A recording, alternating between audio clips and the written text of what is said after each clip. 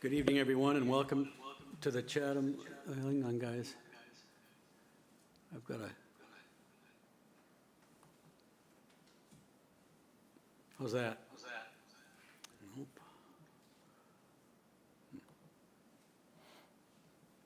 I might have it open twice. I'm gonna leave.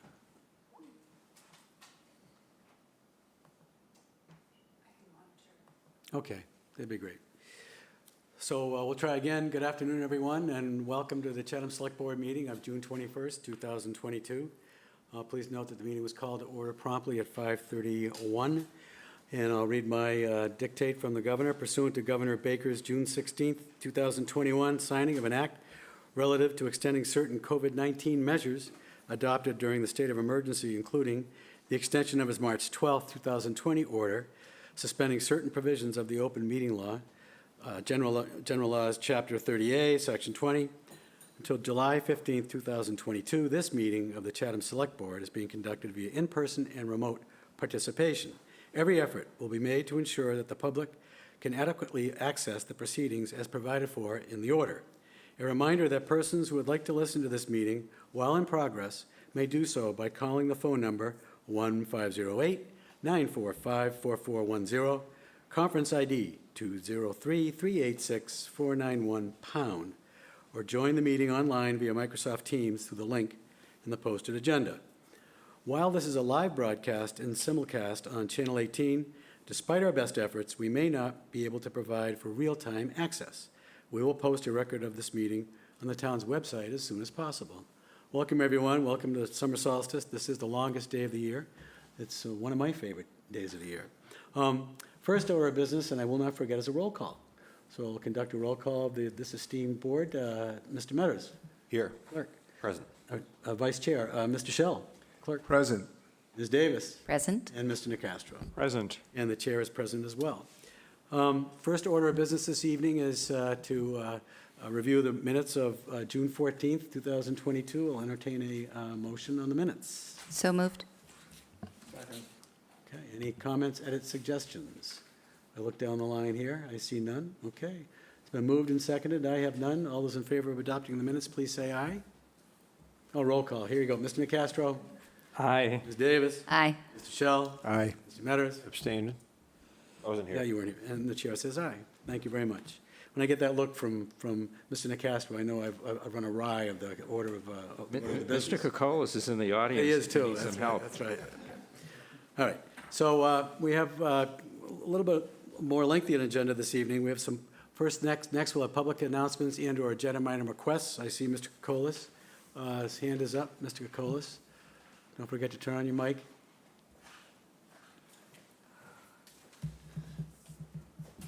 Thank you, Mr. Chairman, Select Board, and good evening.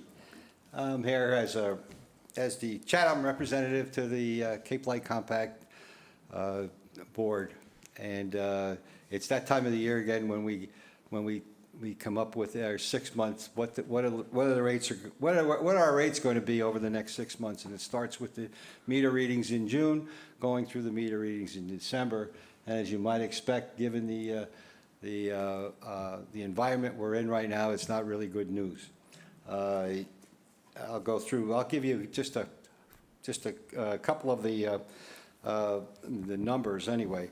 Our rates for this coming 6 months for residential are going to be 16.99 cents per kilowatt hour, and for the commercial it's 16.91 cents per kilowatt hour for commercial, like I said. And what does that mean? Given the, and we're about, it's a 2 cent increase over what we've had over the winter, and this is about almost a little bit, it's a little less than a cent less than the utility rate, the Eversource rate. But what that means to the average person and the average individual who has somewhere in the neighborhood of 550 kilowatt hours, some are more and some are less, that's anywhere from $11 to up to maybe $15 more a month for your power supply. Remember, if you remember on your bill, you have a power supply side and you have a transmission side. And that also includes your energy efficiency. So what makes it even worse in some cases is that normally in the summer, our rates go down. And that's because we don't use a lot of natural gas. We don't use as much natural gas in the summer as we do in the winter to generate electricity, and we're also generating our heat through a lot of gas. So the supply issue is one thing. For New England, it is one of the major reasons, and the other is an increase in natural gas prices because of what's going on in the world today and where we are. So with that, I would say that it reinforces the fact that if you haven't had an audit or had an efficiency audit of your home in the last couple of years, do it. Because there are a lot of new programs that are available, and with Cape Light Compact and Mass Save, which we come out of. But in any case, let me give you the numbers. For energy efficiency programs, call 1-800-797-6699 or visit the site Cape Light Compact, all one word, .org. Again, 1-800-797-6699, capelightcompact.org. And I wish I had better news. Usually we come down and it's nice, but we don't this year. Hopefully over the next 6 months, things will get better. That's all I have. Thank you, Peter. Thank you. Thank you very much. I see Justin Bohannon's got his hand raised. He's the chair of our Independence Day Committee. Mr. Bohannon. Hi there. It's hard to believe that it's already this time of year, but we are coming up on the 4th of July. So I'm here to give our yearly kind of final updates on the parade. As hopefully you all know, the theme of this year's parade is Chatham, salty as ever. We wanted to have a fun, lively theme this year to celebrate the identity and character of the town of Chatham. Please remember, though, that COVID still has not completely gone away, and people still have different feelings on safety during gatherings, so let's all please be respectful of everyone during the parade. If people need a little more space, give them a little space. We have this parade to celebrate the 4th of July, our town, and our summer, so please, let's enjoy ourselves and have fun. The parade route will remain the same as it has been for the last several years. Entrance will line up along Shore Road. The official start of the parade is the corner of Main Street and Shore Road. The parade will travel through town to the Rotary at Old Harbor Road and down to the corner of Main Street and Crowell Road. The parade will then take a right turn, travel up Crowell Road, and will end at the corner of Crowell and Tipcart Road. Entrants are asked not to stop there, but to continue through the finish line and start heading out of town. Spectators are reminded that the parade is not over until you see the That's All Folks banner. We do our best to eliminate gaps in the parade, but they are inevitable. So just because you don't see anyone right away, if you haven't seen that banner yet, it's not over yet. Parking is the same as always, and a map can be found on our website at chathamparade.com. Entrants may park at Monomoy Middle School, and there will be a shuttle to take them to Shore Road between 6:30 and 8:45 a.m. The shuttle will run between Lake Street and the middle school after the parade. Pre-registration. Entrants are asked to pre-register for the parade at one of the following times. Friday, July 1st from 3 to 7 p.m. or Saturday, July 2nd from 10 a.m. to 2 p.m. All pre-registration will take place at the police station on George Ryder Road. We ask that everyone do their best to pre-register. It just helps alleviate some stress on parade morning. But if you cannot make any of those times, then you can get your registration information on the morning of the parade at the Fish Pier parking lot. The parade order was posted today on our website, chathamparade.com. Leading off the parade once again will be last year's winner, the Phillips Farm family. Please keep in mind that the order is set to ensure a balanced, entertaining parade for everyone. It is not determined by date of entry, and at this time, entries are closed for the parade. We are asking that entrance numbers 1 through 25 arrive on Shore Road between 7 and 7:30 on parade morning. Entrance 26 to 50 should arrive between 7:30 and 8, and entrance 55 and up should arrive between 8 and 8:30. All right, now for the fun information. Our national anthem. This year's national anthem will be sung by Will Mulholland. Will is a Chatham resident and served as the class of 2022 president at Nauset Regional High School this past year, and was a member of the honors chorus at Nauset. Will is going to attend the University of Massachusetts at Amherst in the fall and is currently undecided. The judges for this year's parade. First judge, returning as our lead judge for this year, will be Ginny Nickerson. Ginny is a 12th generation Chathamite and is a past president of the Historical Society. It's been said in the past that if there was a Miss Chatham, Ginny would be a hands down winner of the title. As you know, it is tradition for the Monomoy Regional High School valedictorian to be asked to be a judge for the parade. However, at Monomoy this year, there was a remarkable occurrence. Twin sisters were named valedictorian and salutatorian, so we asked them both to serve as judges. Nicole Peterson was the valedictorian of the class of 2022. She will be studying neuroscience at Harvard in the fall and hopes to become a doctor. Victoria Peterson was the salutatorian, and she will attend Cornell in the fall where she will study business and hotel administration. And both of them are lifelong Chatham residents. The Grand Marshal. This year's Grand Marshal truly embodies the spirit of a salty Chathamite. This year's Grand Marshal will be Tommy Doan. Tommy has deep family roots in Chatham and does many things for the town, such as serving on the finance committee. He's a friend, supporter to everyone. He has a deep history and love for Chatham.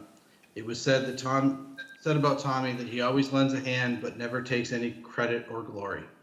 Tommy will be driven in the parade along with his wife by his neighbor in his own Jeep.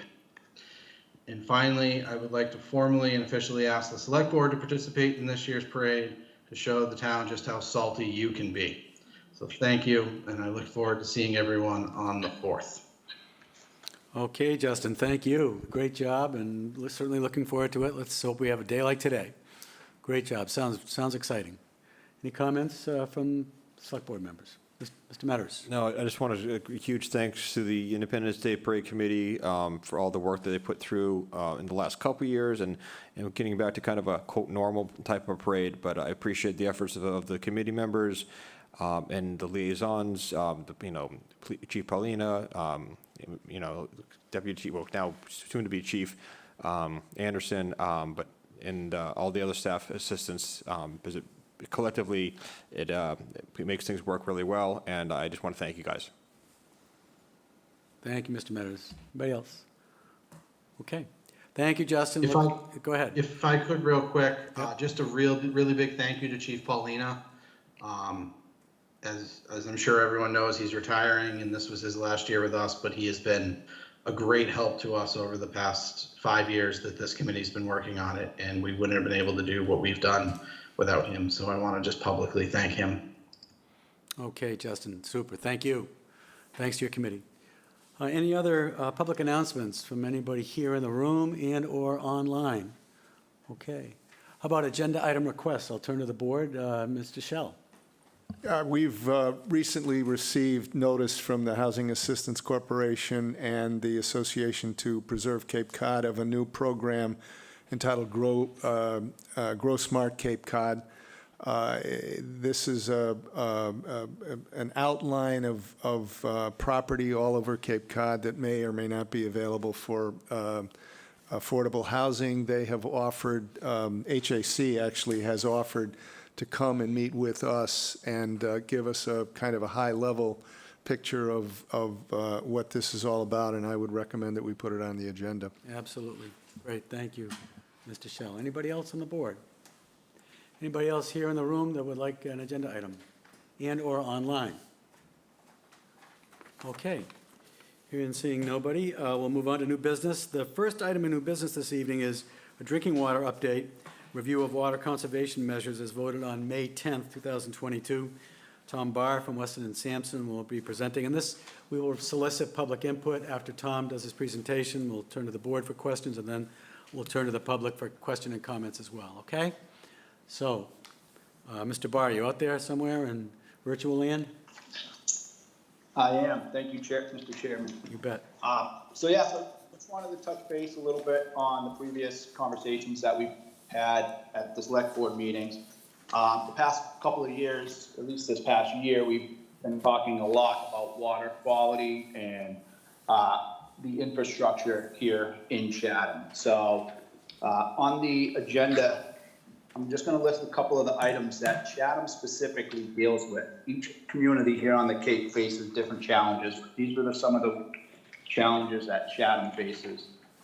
The first item, limited number of groundwater wells. We've talked about this quite a bit. And as we mentioned in the late 80s, we did a town-wide study to try to identify future locations for municipal ground wells. There was a few sites that were identified, but water quality issues were a problem. So one of the sites that was identified was the Mill Pond site at wells 10 and 11. As everyone knows, we are pursuing to build those ones. The casings were put in a while back, but then we had a contamination of MTBE. We've since performed a prolonged pump test that is no longer in the system. So we went forward with getting those wells on board in the October 2021 special town meeting. With the limited amount of wells, it puts a major taxing on our system. We need to revisit perhaps getting a couple of these other sites online, and that would require additional treatment. So very similar to the Morton Road treatment facility that we have over there that takes care of wells 6 and 9. A lot of iron and manganese in the groundwater naturally here on the Cape, so we would need to look at that. So those are a couple of issues that we need to think about for the groundwater wells. Another issue is the shallow well depths. As we've talked in the past, a lot of our wells were put in back in the 40s. So we have several wells over in South Chatham that were put in 1945. They average around about 40 feet deep, so they're not very deep. What happens with this is as we draw the water in the high demand times of the summer, it gets down to the well casing and to the screens, and it can cause issues. It can cause bacteria issues, which we don't want. It can cause damage to the impellers, to the screens, to different components of the well. Each well is equipped with a low-level safety alarm, which will shut the well down at a certain level that we feel is the safest spot for that well to go to. When that well does shut down, this puts a taxing on the rest of the wells to try to keep up with the demand, to keep the storage tank full for fire protection, and to keep the pressure up in the town for the folks to use. The other issue, or another issue, the big one, is PFAS. While a lot of towns will eventually be experiencing this, the surrounding towns, Harwich, Brewster, and Orleans, have been very fortunate that they have not had PFAS contamination. Back in April of 2021, we had to shut down wells 5 and 8. Well 5 just recently got approved to have a temporary PFAS treatment plant. We've been running a pilot study over there the past couple of weeks. Everything is looking good. So that's going to introduce about 425 to 450 gallons per minute back into our distribution system, which will definitely help. But with well 8, which provides 550 gallons per minute, not being on, it will still have a little bit of concern for us. Well 8 will be used in an absolute emergency situation, a fire type situation. But we hope to not have to use that because it will not be treated. It will just be blended with the treated well 5 water. So the plan is not to use well 8. We are anxiously awaiting the building of the new permanent PFAS facility, which will include both wells 5 and 8. We'll be able to accommodate the flow of both of those wells. But right now we're in about 90%, 60%, I'm sorry, design. So we're hoping to get a cost estimates for this new plant to be completed hopefully by October of 2022. And then we'll need to authorize funds for construction, and that'll either be a special town meeting in the fall or the annual town meeting in May of 2023. Speaking of the storage tanks, low water storage tank is another concern. We currently have 2 water tanks, as most of you know, located up on the Great Hill off Earl's Way. These tanks are used not only to store the water, but also to pressurize the distribution system. And when these levels drop to a certain level, the pressure throughout town drops down. And this could be extremely challenging during a fire situation for the firefighters to perform their job. While additional water storage tanks seems like the quick, easy fix for this, the reality is, going back to our original point, we don't have the well capacity to keep up with another storage tank. We would not be able to fill that storage tank, as we can barely maintain a safe level in our 2 current storage tanks during the high demand time. And then the last item that I wanted to bring up is the low groundwater levels. We've talked about this quite a bit over the past year during the drought situation last summer. As you know, we are supplied by the Monomoy lens, and the issue again is the depth of the groundwater. The wells throughout town, coupled with the lack of significant precipitation to replenish the aquifer.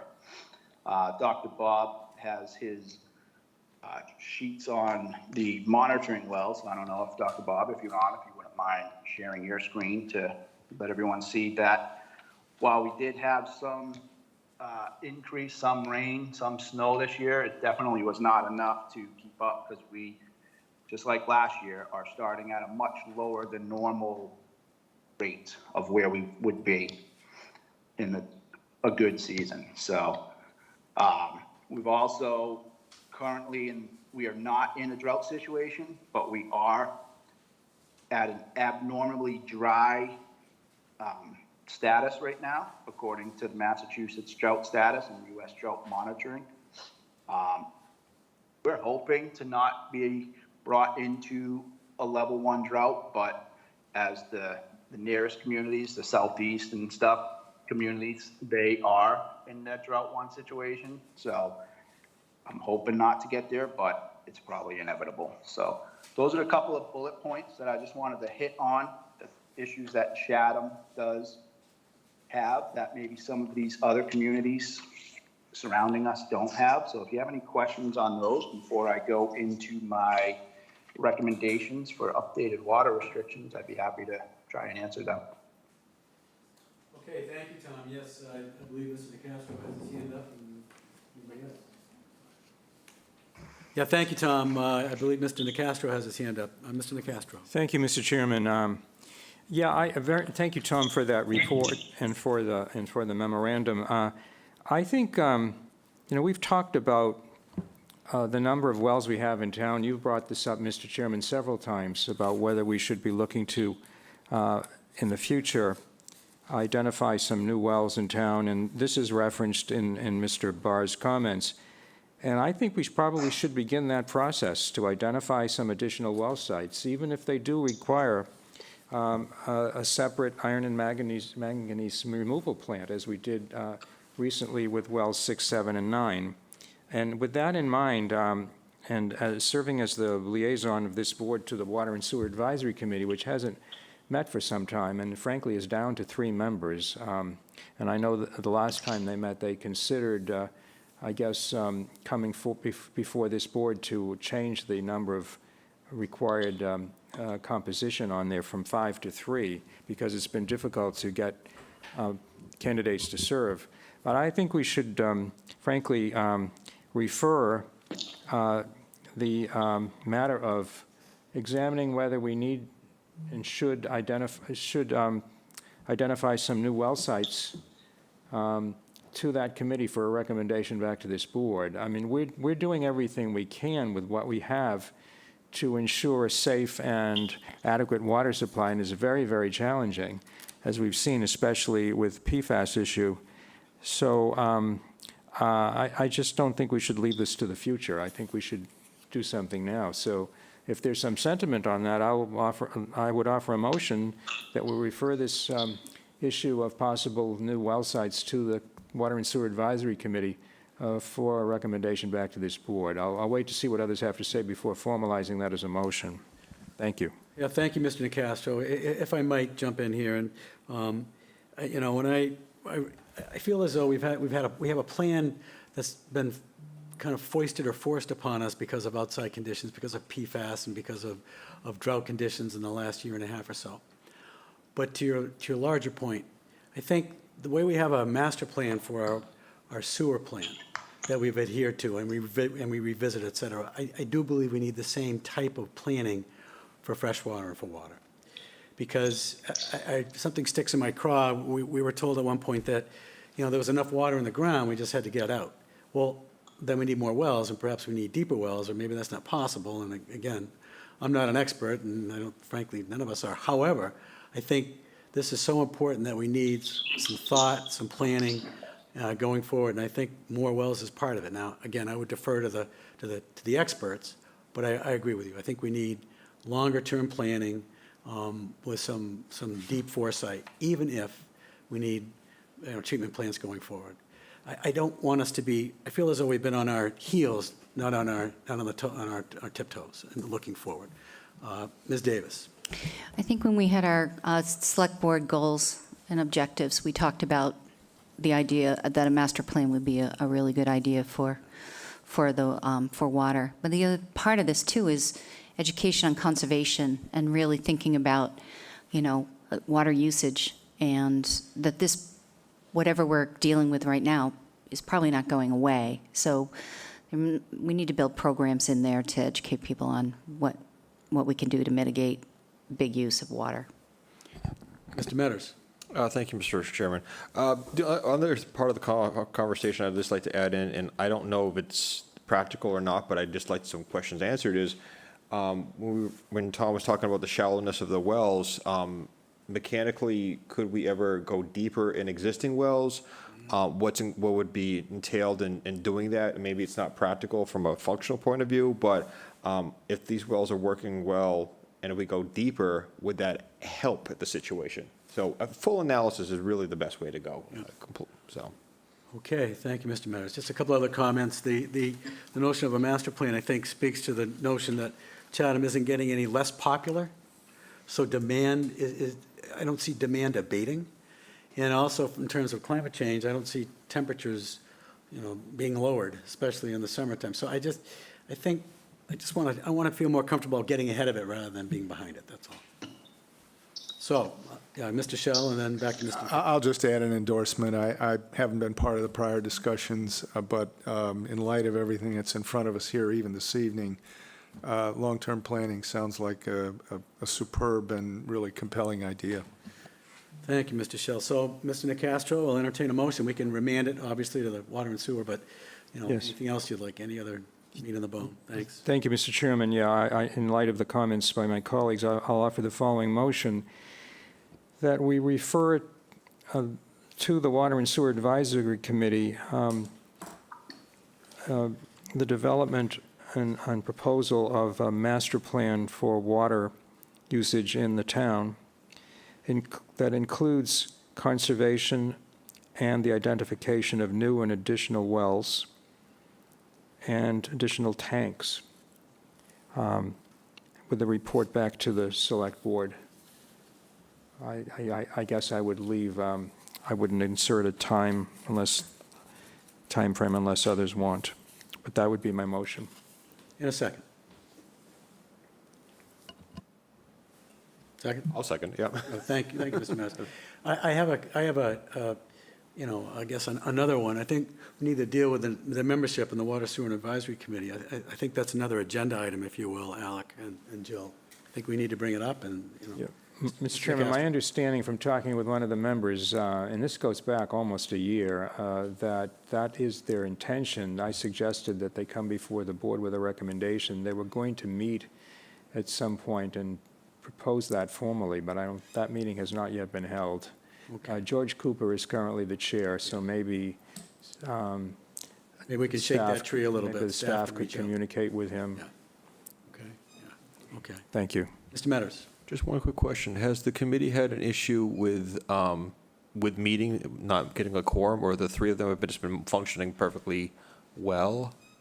fine, I should say, not well. There haven't been quorum issues. We've had one or two retirements and no applicants for the 2 open slots that I believe are posted on the list that you read monthly.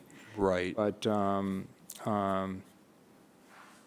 and 2 of the members have been on for a while, 2 of the remaining members. One has been on for, I think, 1 term. And I think they're all likely to stay. If they could get some new members, I think they would be just as happy to have 5. But we haven't had to postpone a meeting, to my knowledge, because of lack of a quorum.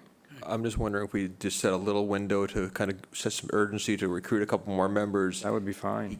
Because and I don't want to deliberate, but going down to 3, if you lose another member, then we're kind of in really bad shape, so.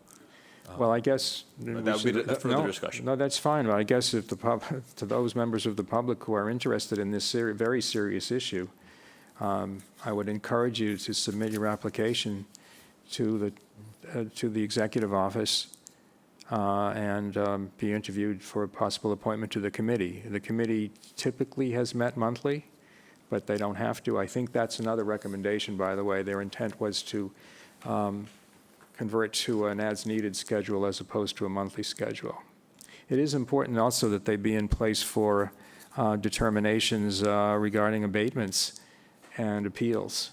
They're part of the process, so it's very, very important. Thank you, Mr. Metters, Mr. Chairman. Okay, so we have a motion and a second. I'll take a roll call. Mr. Metters. Aye. Mr. Shell. Aye. Ms. Davis. Aye. Mr. Nacastro. Aye. And the chair says aye as well. Thank you very much. Why don't we continue with your recommended updates, Tom, and then I'll turf it to the board and then to the public as well. So why don't you continue, Tom, please? Sure, no problem. So last week, we talked, or the week before, sorry, we talked a lot about water restrictions and compared to other towns and the equality of who was able to use the water and for how long. So as the operating people that operate this town, we kind of see what's going on with the wells, the levels for the tanks, how much the wells are being pumped and being tapped. So this is my recommendation to the select board for how we can maybe set up the irrigation systems, because we're not going to stop the irrigations unless we get into a drought situation. So this would be my recommendations. Irrigating systems limited to Monday, Wednesday, and Friday, which would allow for some of the issues last week or week before was too long of a time frame before each watering when we were down to just the 2 days a week watering. So this gives you 3 days to water. It would just be two days would be the longest, Saturday and Sunday. And this would be between the hours of 3 a.m. and 7 a.m. and then again at 6 p.m. and 10 p.m. Those time frames, the reason we put them in there is because that would allow our wells to, when the irrigation shut off, for the wells to regenerate water to fill the storage tanks and then hopefully get a rest before the next demand or the next surge of water use. So that's the recommendation there. Monday, Wednesday, Friday from 3 a.m. to 7 a.m. and then again 6 p.m. to 10 p.m. Hand watering, we had a lot of concerns about being able to wash different things or gardens and whatnot. So if we do allow hand watering at any time with user discretion. So hand watering includes tasks such as washing of boats, flowers, gardens, shrubbery, outdoor furniture, etc. We ask that the public just be considerate when hand watering and do not do so and only do so when necessary, and that they use a hose that has a nozzle that will shut off. So it's not just going to be dropped and left on if something comes up. And then obviously used by the Chatham Fire Department for training and equipment with cleaning with discretion, obviously. I mean, if they can avoid using the water for certain training, then great, but if they need to, by all means, we understand. So those are my recommendations. I'm not sure how the board feels about those, and thoughts or comments regarding them, but that's kind of from what I see on a day-to-day basis with the wells themselves, and then our monitoring system that we have, our SCADA system, as we call it, our computer trends, those, if we had those timeframes, it would help the wells be able to keep up with the water storage tank levels. Thank you, Tom. Those would be the record. Yep, thank you, Tom. We'll turn it to the board. Mr. Nacastro? Mr. Chairman, thank you, Tom. I think this is a very generous allowance, and I think it takes into consideration the comments and concerns that people had expressed about equity and comparability to other towns, which we know have different circumstances, especially when it comes to PFAS. So on the face of it, I certainly see myself supporting this. It'll be interesting to hear what comments we get from members of the public. And I know Dr. Duncanson is on. I assume that he supports this, but he may feel differently. I don't know. Mr. Metters? Thank you. No, I think the 3-day-a-week transition for the irrigation, I think it responds to the concerns that we've heard over the last couple meetings. So I'm comfortable with it, especially after it's a recommendation by Tom. That is a little more refreshing. This for the hand watering, I'm just going to ask it because I'm sure someone will probably do it. It says, hand watering includes, and there's a list of tasks, and we say washing boats. Is this considered included or excluded of washing vehicles? I guess I'm just looking for clarification on that because I would assume people are going to say, well, if I can wash my boat, I can wash my car.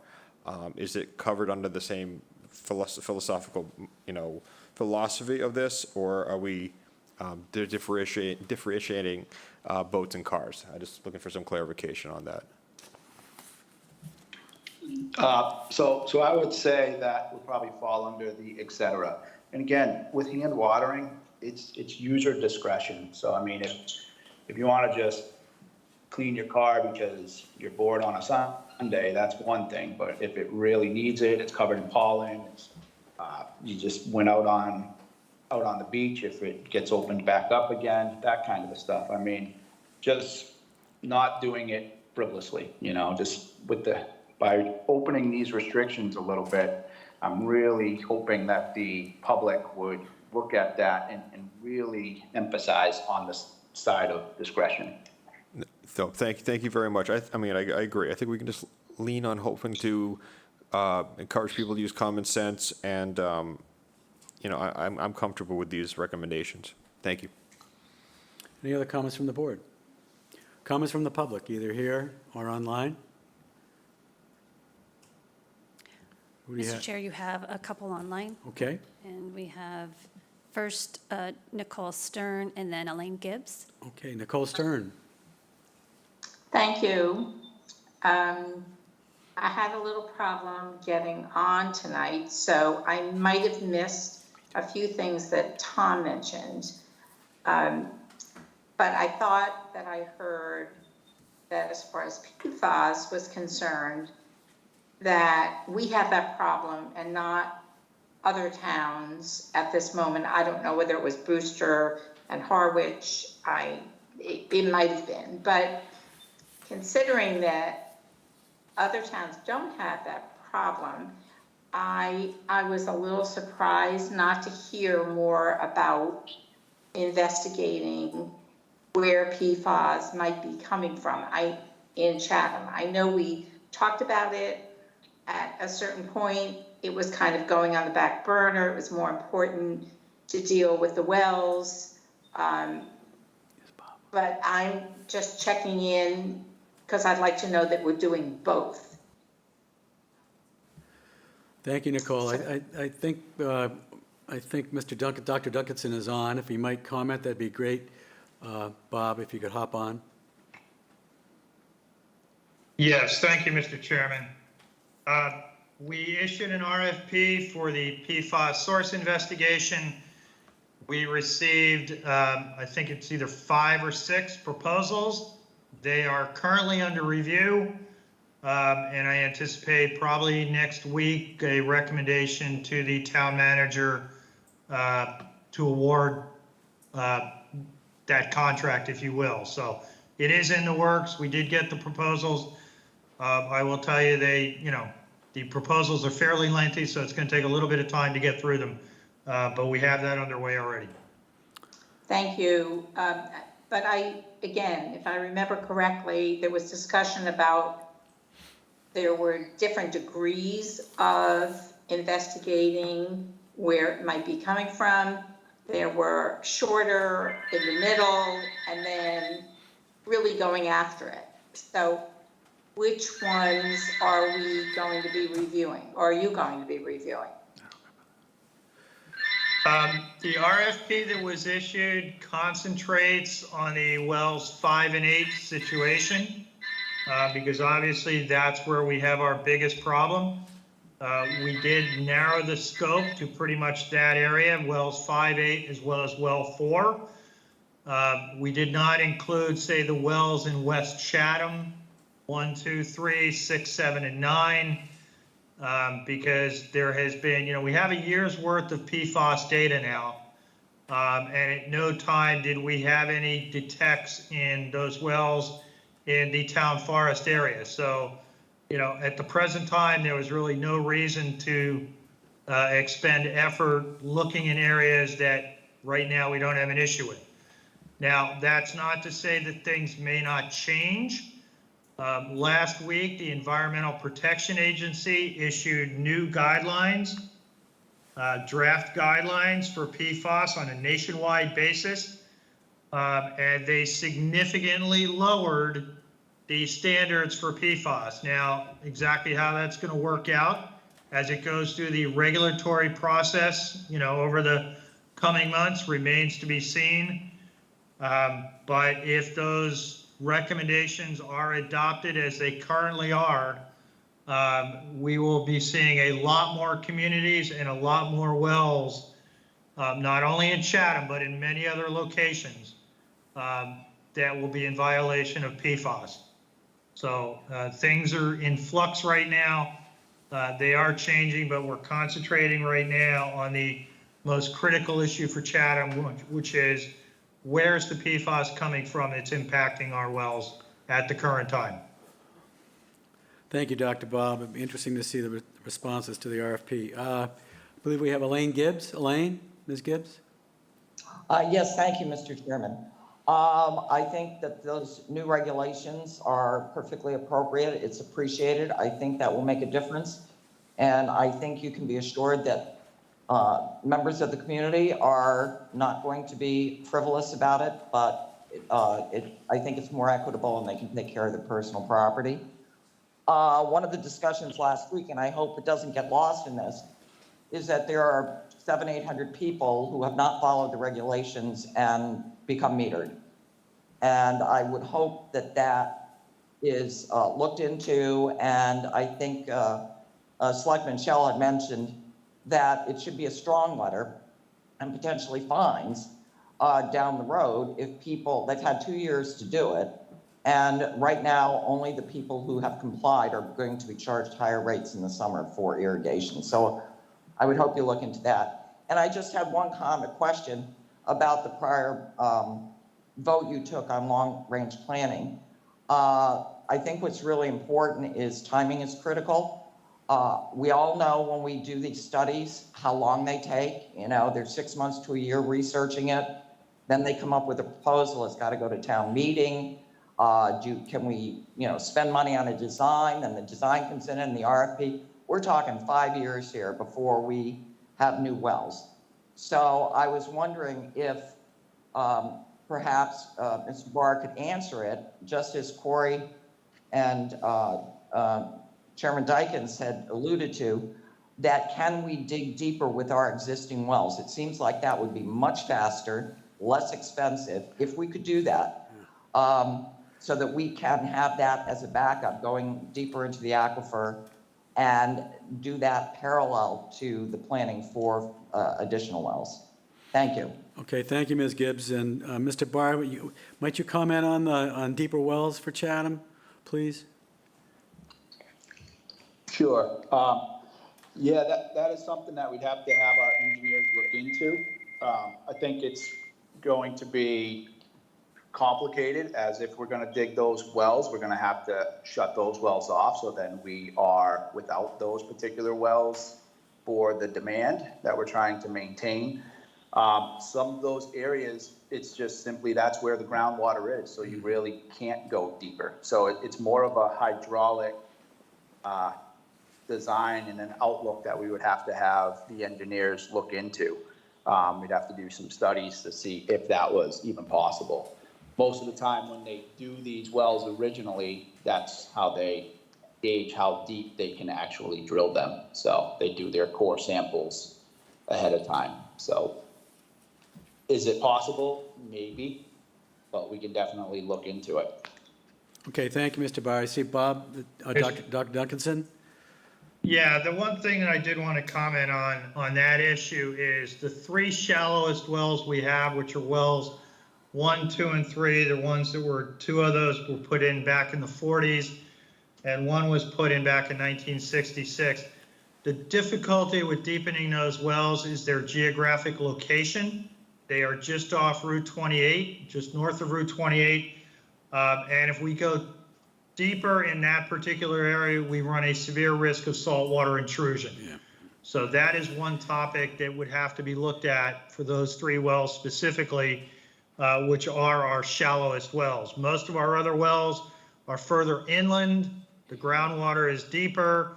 Saltwater intrusion is not necessarily an issue, although it's something we have to look at every well going forward with sea level rise.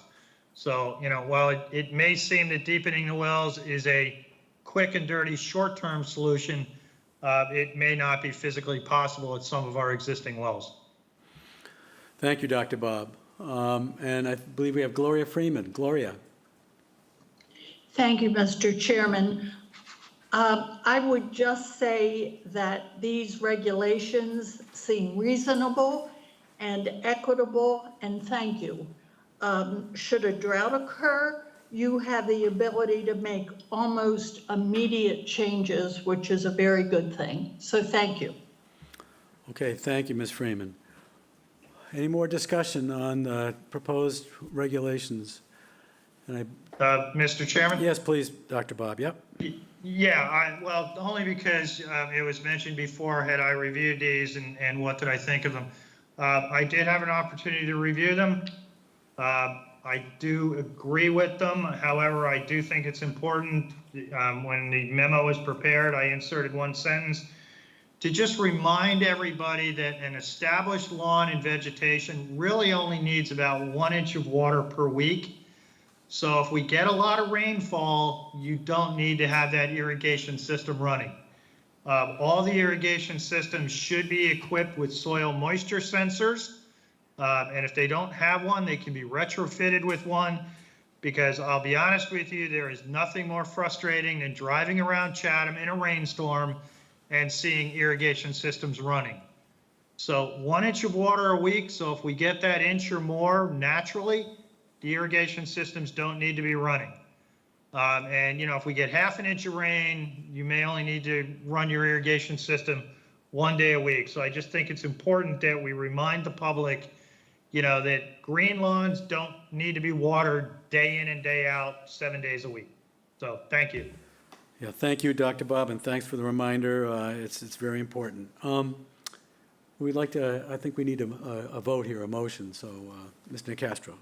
Mr. Chairman, I want to move that the board adopt the recommendation of the Water Department for a revision to the water restriction measures that are in place, with the addition of the comment that Dr. Duncanson just made regarding the necessity or lack thereof of adequate irrigation for lawns, and also with the addition or carrying over the same language, continuing the same language that we had, encouraging private well owners to honor these as well. So that's my motion. Thank you. And a second. Second. Thank you, Mr. Metters. We'll do a roll call. Okay, Mr. Metters, our vice chair. Aye. Mr. Shell, our clerk. Aye. Ms. Davis. Aye. Mr. Nicastro. Aye. And the chair says aye as well. Any other comments on water this evening from us and/or the public? Mr. Nacastro? Yes, Mr. Chairman, thank you. Also in the memo is a matter that Ms. Gibbs brought up regarding the irrigation hookups with the second meter. So I had a question, because I didn't understand, it's on page 3 of the memo. We have registered irrigation systems as of June 14th, 1,328. Second meters installed as of that date, 498. Irrigation second meters paid for, but waiting to be installed as of June 14th, 159. So those that have been installed or paid for total 600, if you take those and you subtract them from 1328, there were 671 remaining registered irrigation systems that do not have that second meter, as was required to be in place as of January 1, 2021, I believe, unless, I think we have extended that to 2022, I've forgotten which date. But then there is a category that says 25 irrigation second meters installed, finalized billing information as of June 14th. What are those 25? I don't understand that. Mr. Chair, so those are the systems that need to be inputted into the software system, and that was ongoing. So that might have been Okay. already addressed since the typing of the memo. Okay. But apropos of the comment that Elaine made concerning what Select Board Member Shell had proposed at the last time we discussed these, what are we doing to ensure enforcement on those that haven't complied with the second meter? So at this time, staff has prepared a letter, an information mailing to a targeted group of those who have not registered their irrigation measures. I believe that was the target group, and to inform them on the regulation.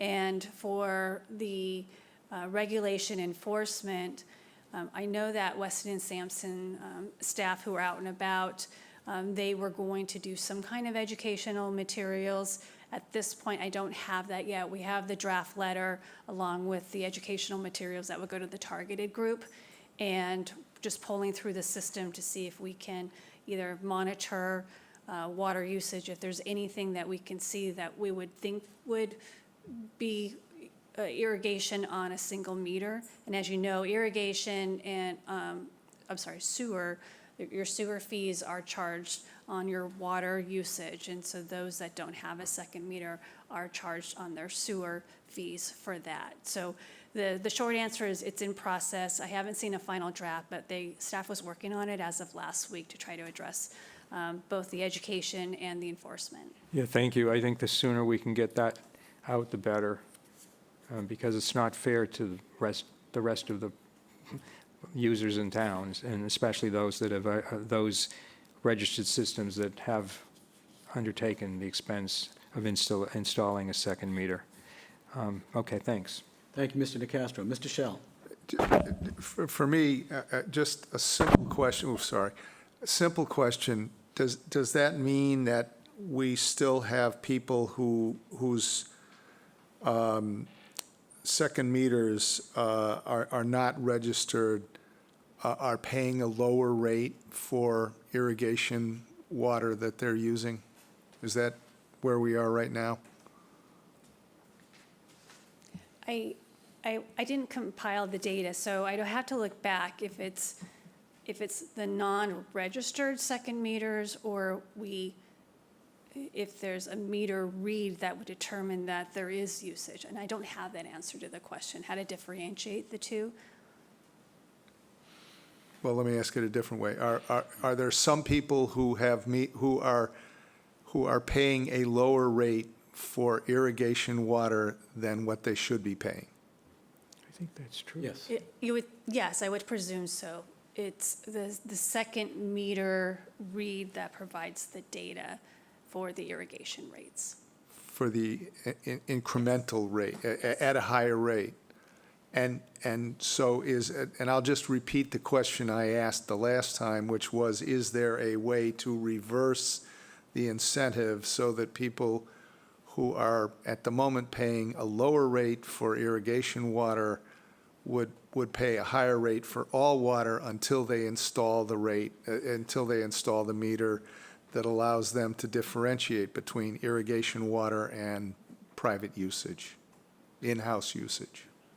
Yeah, That's the question. I don't have an answer to that because the billing is set up where there's certain areas of town that are billed quarterly, and I don't know what the feasibility is to change the billing code for that. But that's something I do know, and unfortunately, we have some staff on vacations, unless Tom Barr we talked about it last week, if he can add to the conversation. I don't know how feasible that is, but it's something that staff is looking into. Okay. Well, I think it's an excellent point because, you know, it's prima facie unfair. And I think what we want to build in is an incentive for those folks to get their, if they're registered, have an irrigation system, to get their thing registered and up online. Agreed. We need to create an incentive to do so and do so with alacrity. Mr. Nacastro.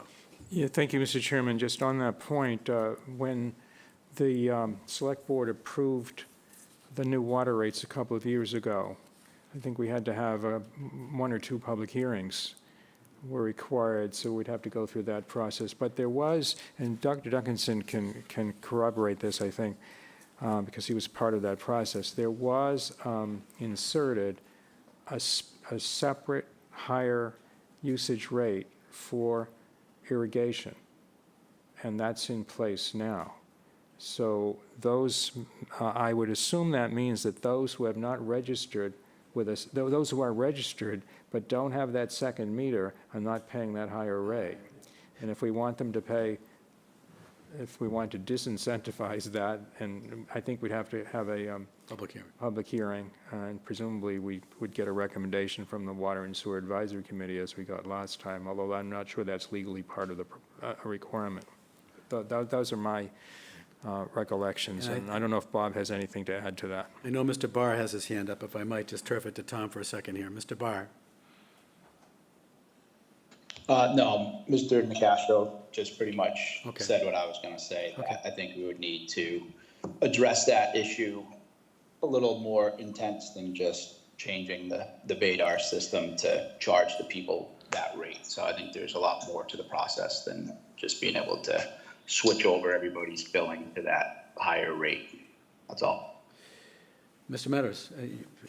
Just shake my memory a little bit. Wasn't one of the incentives of going to the second meter, though, by not doing it, you're paying for the water usage, but you're also paying for the sewer usage? So you were getting double hit.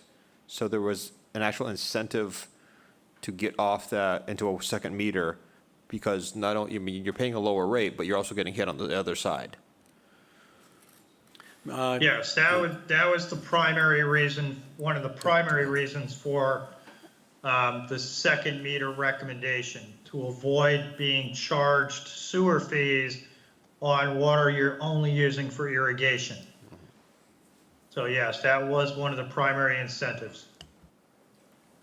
Can that be in the letter? And that can certainly be put in the letter. The other thing the board may want to consider is, along the lines of incentive.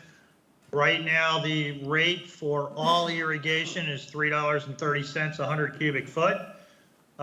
You could consider, a slightly lower rate for people that have registered and installed the second meter, so that they do, there is an incentive to get your system registered and get that second meter installed, in addition to the advantage you get on sewer. So there are ways I think it could be addressed, through using the rates. Yeah, I would agree with you, Dr. Bob. Any other comments from the select board? I think we ought to have a separate agenda item on it, and rather than continue this evening. And I think we should do that quickly, Alec and Jill, so we can address it head on. And if we need input from the Water Advisory Committee, then we gotta get input. And if we need a public hearing, I think we gotta think long and hard about it. You good? We good? Okay. You have two hands up still. Two hands up, We have okay. Gloria Friedman first and then Elaine Gibbs. I believe Gloria, you're first, and then Elaine. Gloria? Thank you, Gloria Freeman again. Is there a way to confirm that all irrigation systems are registered? The 1,328 registered systems seems like a very low number to me. Thank you. Okay, thank you, Gloria. I assume we do know how many irrigation systems are in there. No, that's my Excuse me, assumption. Tom Barr, could I just Yeah. comment on that? Please, Tom, yep.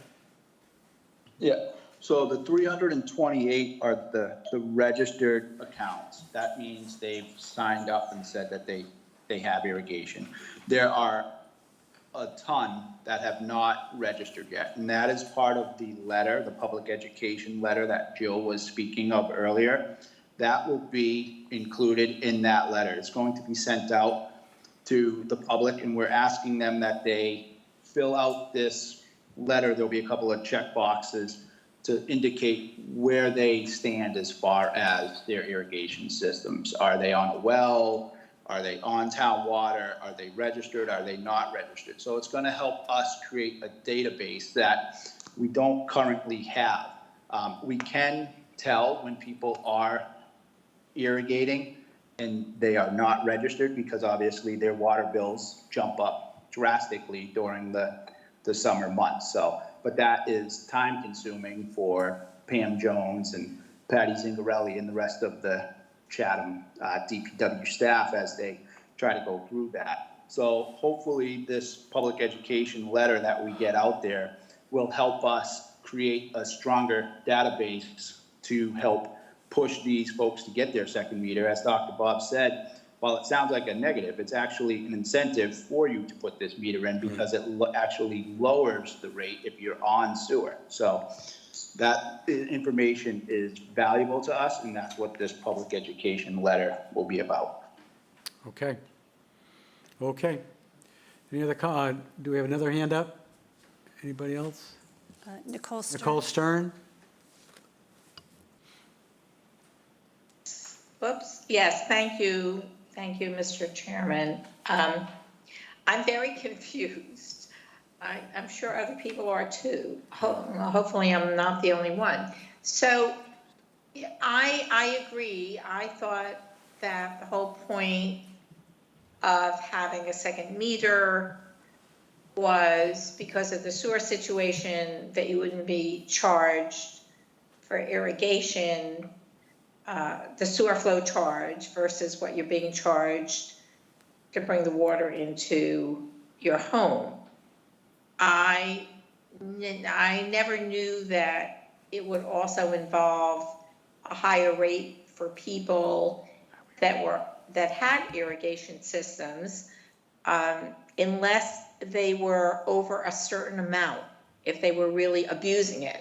And I remember hearing a lot of conversation about that, not people that were doing the norm, as Shireen mentioned, keeping track of how much rain we had, et cetera, et cetera.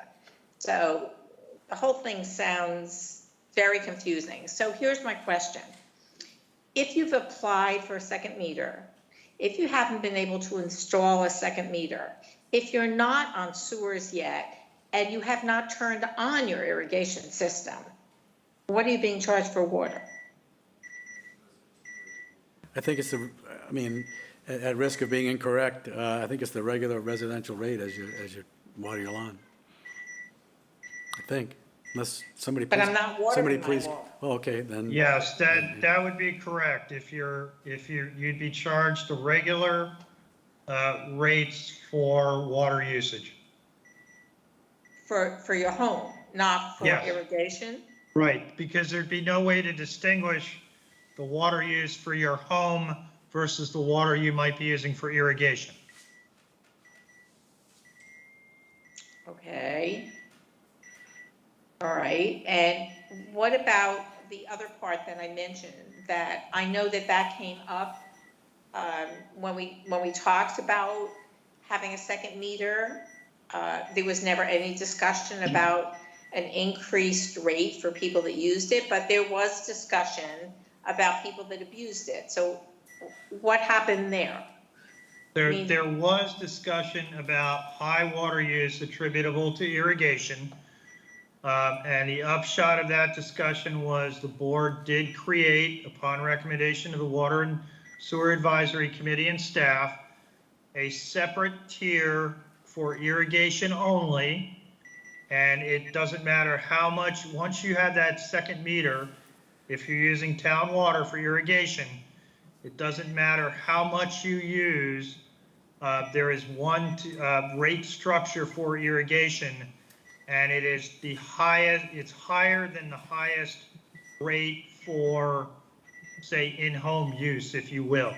So there is a separate rate structure of $3.30 per 100 cubic feet in winter and $5.95 per 100 cubic feet in summer.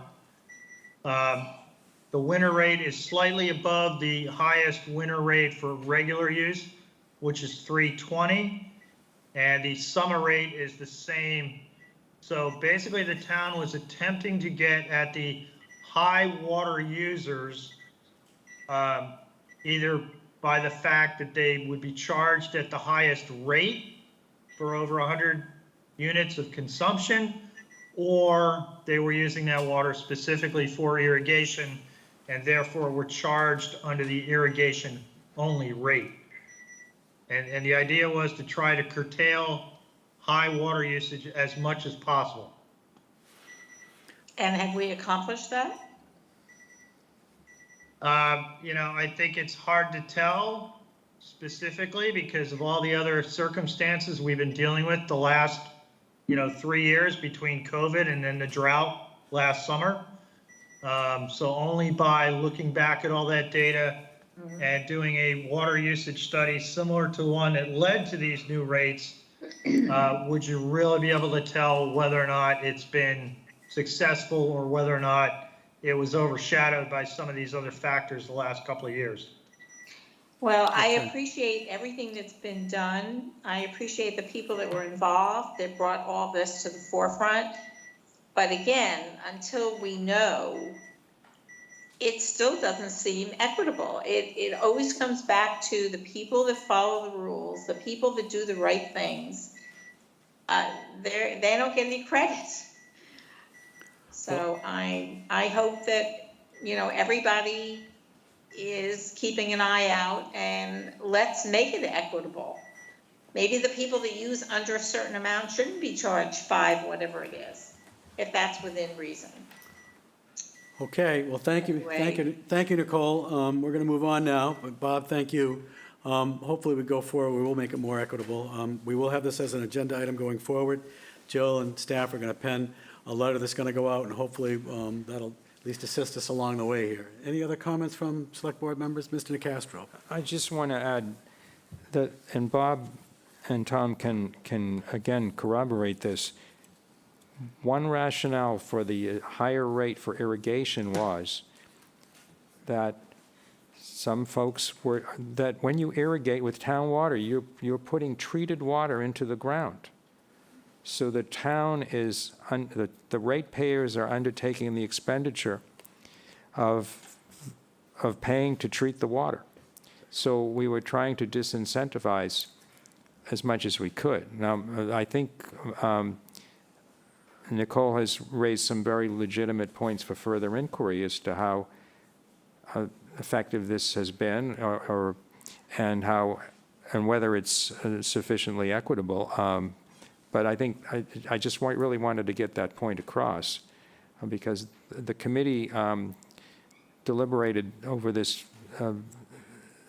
seriously, and that was presented to the select board, and the select board, after I think we had 2 public hearings on the water rates, and adopted that. So it's something we should discuss going forward in the future. I appreciate Ms. Stern bringing it forward, but that was the rationale. Thank you. Okay, thank you, Mr. Nacastro. Okay, so we'll have a future agenda item, with some alacrity. We'll get on the agenda. Okay. All right, we'll move on to our normal business agenda here.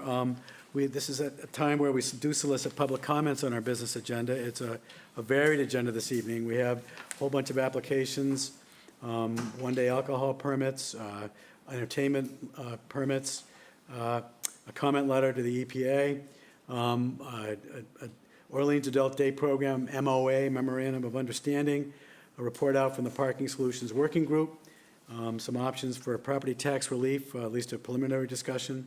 Then we have committee appointments and reappointments. Is there anybody here and or online that would like to address our business agenda going forward this evening?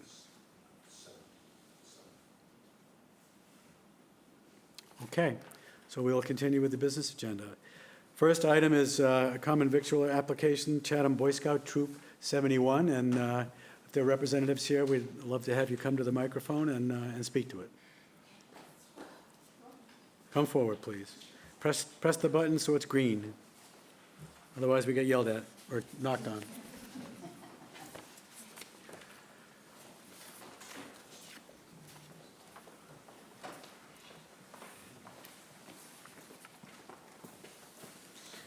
Hi, thank you for this opportunity. I'm Judy Carlson, the committee chair for Boy Scout Troop 71 in Chatham. And I have here with us tonight is Dave Carlson, the Scout Master. And he'll speak about what the boys use this fundraising opportunity for at the band concerts. And then Jean Brashani, she is also a Scout parent and will share the inspiration for the idea for us to add selling the Chatham ice cream bars at the band concerts. And then Mitchell Rogers, who is owner of Buffy's Ice Cream, home of Chatham ice cream bars, and he'll speak about the product. And then we're happy to answer any questions. Thank you, Ms. Carlson. So the Boy Scouts currently sell light sticks and glow sticks at the band concerts. And we're looking to add ice cream bars. And the Scouts use this money for all of our activities, for Scout Camp, for equipment, for food, transport. And we're able to run the Scout troop without any dues. So this covers all of our expenses for the boys.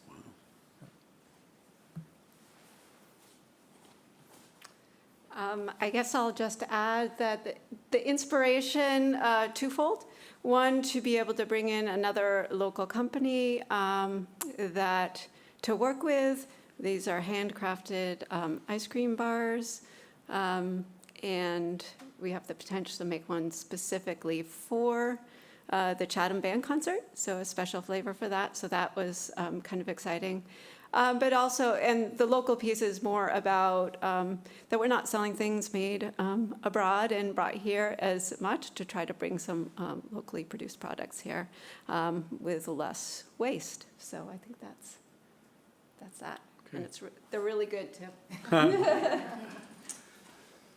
Hello, my name is Mitch Rogers. I am the owner of Chatham Ice Cream Bars and now the proud owner of Buffy's Ice Cream. We started Chatham Ice Cream Bars last year at the Chatham Farmers Market, and it was so overwhelmingly popular that I was compelled to purchase Buffy's in this last off season. I came in, full of energy with the interest to purchase Buffy's and convert it to a business, named Chatham Ice Cream Bars. But quickly upon pursuing the opportunity, it became very abundantly clear that Buffy's is so beloved in Chatham that it didn't make any business sense to change the name. So we're going to keep it as Buffy's Ice Cream. And who am I to steal everyone's memories of their favorite ice cream shop in Chatham? We are extremely excited to support the cause, both the Boy Scouts and to become a part of a storied tradition in Chatham. So we're looking forward to it. I'm glad to answer any questions about the product. Okay, thank you very much. Ms. Davis. Well, this sounds exciting, and a nice way to start off the summers to hear about ice cream. Where do you produce your ice cream? That's just a matter. So all of the ice cream at Buffy's is made at Buffy's. We make all of it there. We make the cookies and brownies here as well. We have 8 flavors. We're really excited to collaborate and make a flavor specifically for band night in Chatham. Are you going to reveal what that flavor is yet? I don't think we have the flavor yet. I think we have to go through the creative process to determine what that's going to be. Be a lot of tasting. We're certainly willing to hear ideas. Yeah. That's all. I'm in favor of this application. Okay, well, thank you. A motion, please. I recently made my first visit to your shop the other day, and it fulfilled its promise, so thank you for Very that. good. I will move to approve the application for a common, is that victualer's license? Or I say victualler? victualers, but Victualler, okay, victualer's license by Judy Carlson for Chatham Boy Scout Troop 71. Okay. Had a motion and a second? I guess I'll do a roll call. I'll get yelled at if I don't. Mr. Metters? I'll say yes, even though it is an exorbitant fee for these licenses. Yeah, it's but unbelievable, huh? I'll go with it. Mr. Shell? Aye. Ms. Davis? Aye. Mr. Nacastro? Aye. And the chair says aye. Have fun, good luck Isn't the fee waived for a nonprofit? for a nonprofit. Well, it's a nominal fee, but I know, but anyway, thank you very much. Thank you. Good job, good luck. Thank you. Good luck. Next item on the agenda, our business agenda, is to consider the request for outdoor sale of goods and sales on town property, Art in the Park raffle ticket sales. Chatham Chamber of Commerce and the Merchants Association, I believe Mary Kavanaugh is here tonight to present this item. Off to you, Mary.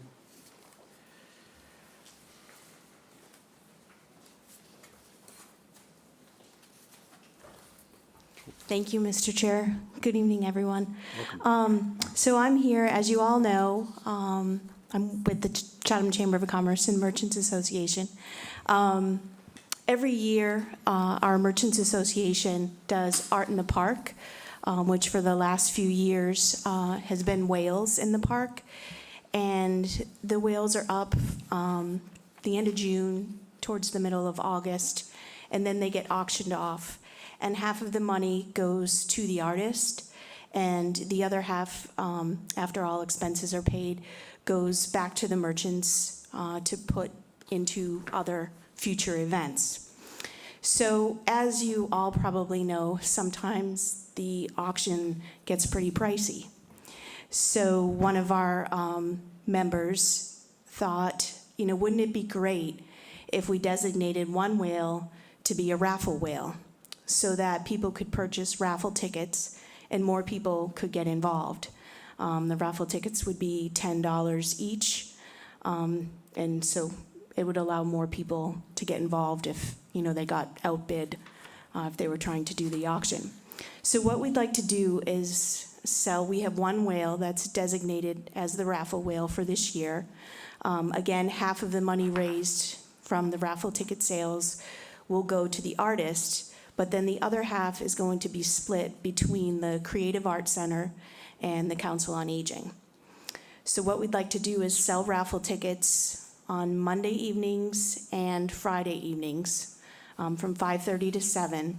Monday evenings obviously would be during Mondays on Main, and then Friday evenings would be before the band concert. And we'd like to be right on Main Street, outside the entrance to the park. We just have a 4-foot table, and we'd sell the raffle tickets there. We do have a raffle permit, and I have the dates and everything if you guys wanted to know the exact dates. But we just wanted your permission to be able to sell those tickets outside the park, and we'd probably position our table close to the whale. That is the raffle whale. So that's what I'm here for. Comments from the board? Mr. Castro. Mr. Chairman, I move that the board grant special permits for the sale of goods on town property and the outdoor display and sale of goods in the downtown area to the Chatham Chamber of Commerce and Merchants Association for the sale of raffle tickets on Monday and Friday nights, July 1 through August 15th, 2022, from 5:30 p.m. to 7 o'clock p.m. on the sidewalk outside of Kate Gould Park. Second. Okay, thank you. Take a vote. Mr. Aye. Metters? Aye. Mr. Shell? Aye. Ms. Davis? Aye. Mr. Nacastro? Aye. And the chair says aye as well. Have fun, Mary. Thank you. Thank you. Next item is a special one-day alcohol permits. Monomoy Community Services, The Loop, 193 Main Street, June 24th, 2022, from 5:30 to 7 p.m.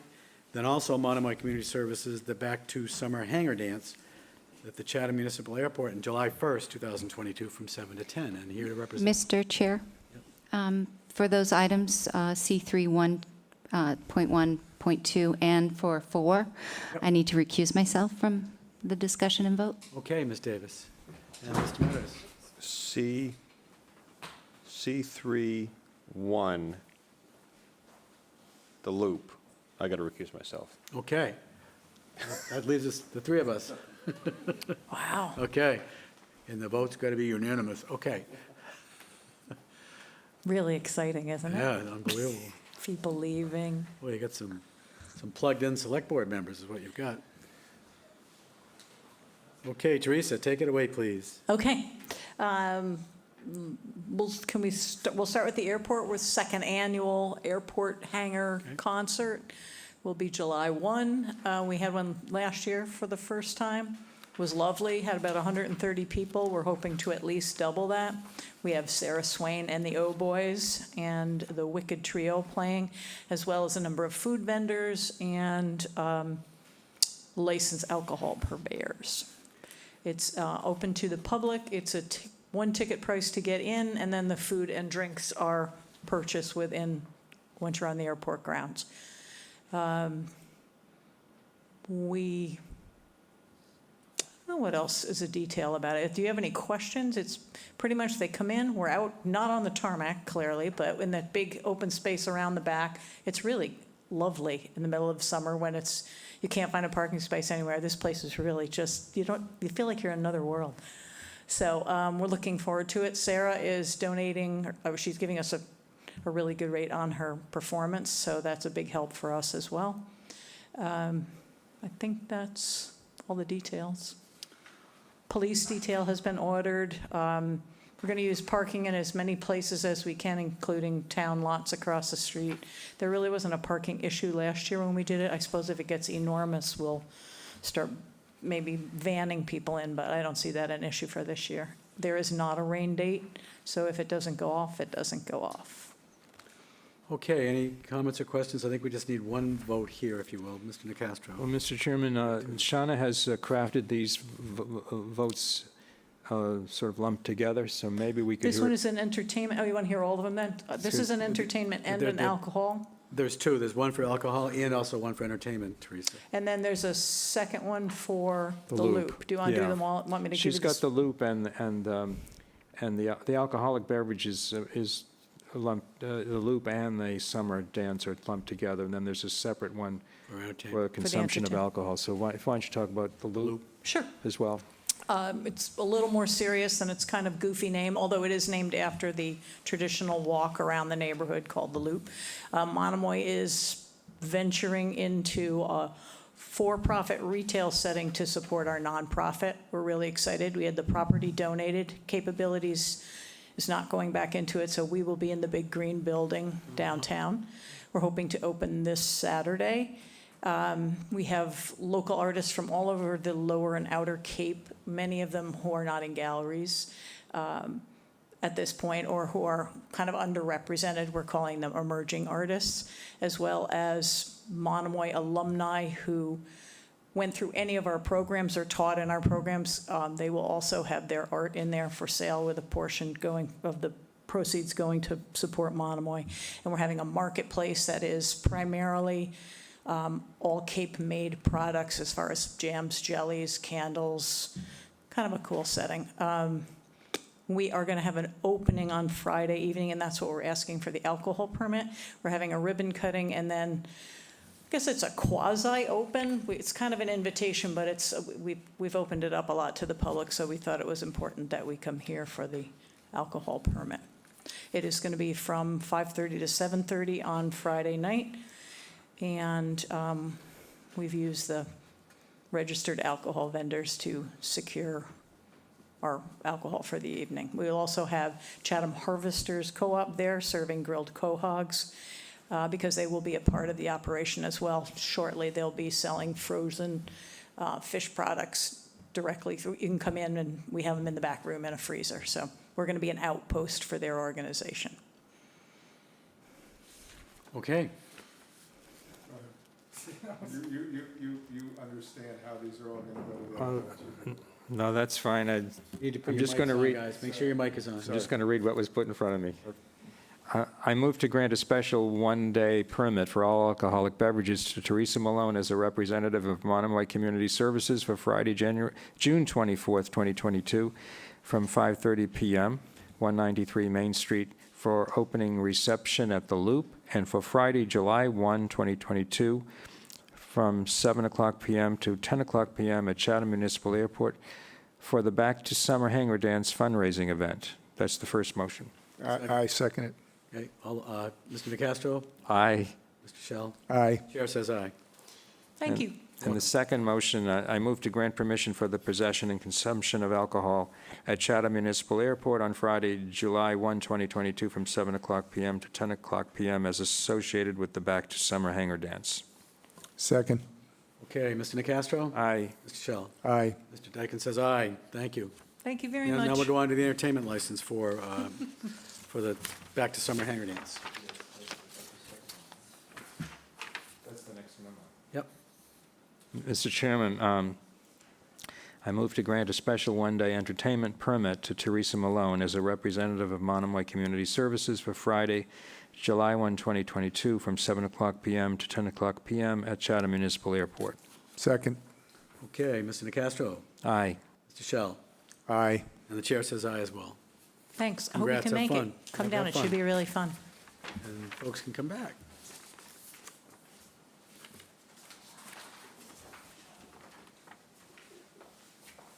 Friday.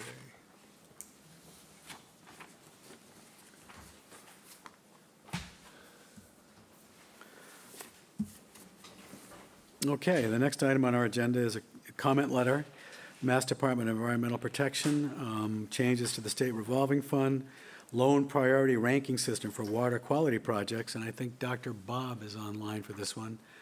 Dr. Bob. Yes, good evening. Thank you, Mr. Chair. As the board is well aware, Chatham has very successfully used the state revolving fund for many decades to fund various water and wastewater projects in Chatham. It took on a new sense of importance around 2009 when we started implementation of the Comprehensive Wastewater Management Plan and applied for SRF funding. At about the same time, the state also changed the requirements in the SRF, which historically had always been low interest loans at 2% to municipalities. They changed the program in the early 2000s to include a 0% option for nutrient-related projects, recognizing how important those nutrient-related projects were, either for nitrogen or phosphorus, depending on whether you were coastal or inland waters. And Chatham was one of the first communities in the Commonwealth to receive that 0% loan, and we've been very successful in the intervening years, continuing to get low 0% interest loans for our various wastewater projects. DEP has recently proposed some changes to the SRF program to make it a little bit clearer and a little bit more streamlined. Right now, it's based on a points system, and you could get anywhere from 0 points up to 1,000, if you will. They're going to change it to basically have 5 major tiers. The highest tier being 500 points, and then going all the way down to tier 1, which would be 100 points. And then in addition to that, there's going to be another 97 optional points that can be awarded to projects based on, various other parameters, if you will. So the maximum number of points that any project could get, in this case, would be 597. I reviewed the proposal from DEP. Chatham's nutrient-related projects in our comprehensive wastewater management plan will continue to be in the highest tier, so tier 5. And the optional point rankings will continue to be to our benefit because they're pretty much the same as they are now. So, I don't think it's absolutely critical that we submit this comment letter to DEP, but the hearing on this proposed change is going to be this Friday. And the Association to Preserve Cape Cod has suggested that towns may want to weigh in on it. So we've taken their draft proposal, modified it a little bit more clearly for Chatham's purposes, and that's the draft letter you have in front of you. Not only does this SRF funding help through the SRF, but by having SRF approved projects, it also sets the town up to receive money funding from the Cape and Islands Water Protection Fund, which in general provides another 25% subsidy for various SRF approved projects. So this is just strictly a support letter to DEP indicating our support for these proposed changes because I didn't see any downside to the proposed changes in terms of Chatham's eligibility going forward. So happy to answer any questions. Thank you, Dr. Bob. Any questions for Dr. Bob? Ms. Davis? I don't have questions for Dr. Bob, but thank you, Dr. Bob. I just want to let you know that the Cape and Islands Municipal Leadership Association, at their last meeting, and they represent the 22 municipalities of the Cape and Island, voted unanimously to support the changes and sent a letter on June 13, 2022 to Director Pinode at Mass DEP. Thank you, Shireen. Mr. Nacastro? Thank you, Mr. Chairman. On the assumption that the Select Board is going to unanimously endorse this letter, I think it would be helpful to insert a sentence to the effect that the Select Board voted tonight to, by unanimous vote, to support this, the original proposal. And with that, I'll move that the Board support the filing of this letter. Second. Okay. Any further discussion? No. Hearing none. Mr. Metters? Aye. Mr. Shell? Aye. Ms. Davis? Aye. Mr. Nacastro? Aye. And the chair says aye as well. Thank you, Dr. Bob. I mean, why wouldn't we? Thank you. Yeah, why wouldn't we? Okay. On to our next agenda item, the fiscal year 2023 Orleans Adult Day Program, MOA, Memorandum of Agreement with the Town of Orleans, and I'll turf this to Jill Goldsmith, our town manager. Thank you, Mr. Chair. So we would be in our 6th year of participation in the program that's offered by the Town of Orleans. It's an adult day supportive program that's been rebranded to be called the Rock Harbor Respite, our HR program. In the report, I have information about the program. The cost for participants is subsidized by Elder Services. They pay $55 per visit, and the supporting towns pay $20 per visit. We have budgeted for FY23 the amount of $7,020, and that is, we believe, sufficient to handle the number of participants we've had in previous years. Also, on the last page of the memorandum of agreement notes the actual metrics in the participation by the Chatham residents. Transportation is provided by the Chatham Council on Aging, and it's been a very successful and well-supported program in town. So I respectfully ask that the board sign the memorandum of agreement, and we will have the chair sign on behalf of the board and send it out to Orleans. Comments from the Select Board?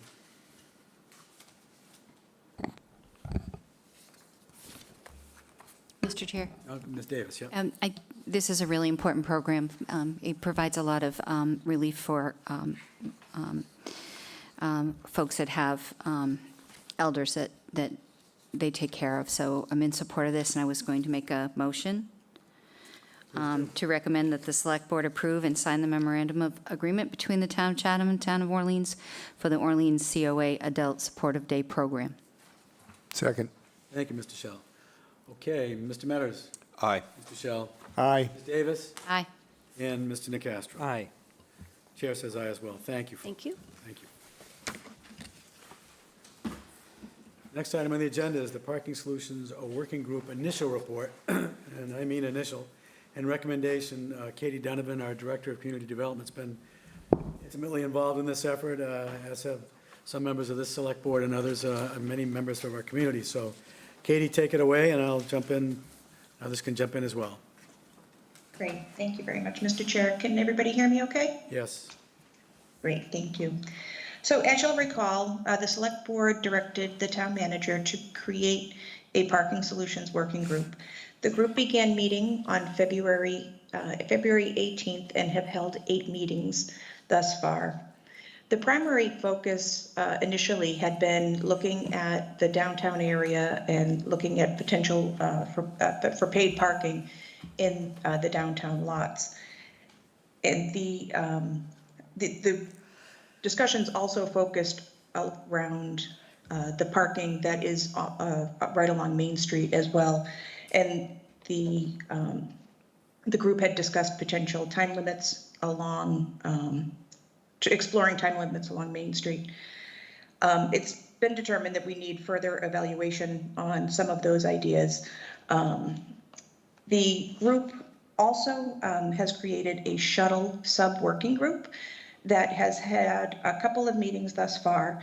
We have reached out to the Cape Cod RTA to come to have a discussion with the shuttle sub-working group to give us some information about a potential program that we could hopefully implement as a pilot program for the next summer season in 2023. So just a little bit of background on some of the efforts that the group have made at this point in time. We've done some outreach to other seaside vacation communities to look at what types of paid parking have been implemented in various locations. Again, the research has been done by a number of the committee members at this point in time.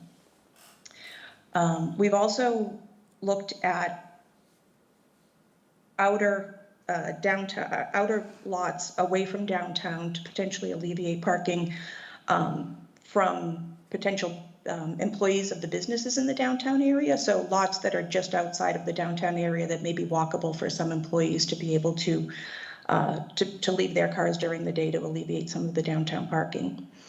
Again, we think that a lot of these efforts or a lot of this research needs to continue, and we plan to make further recommendations in the future. So tonight, we're looking at two locations specifically.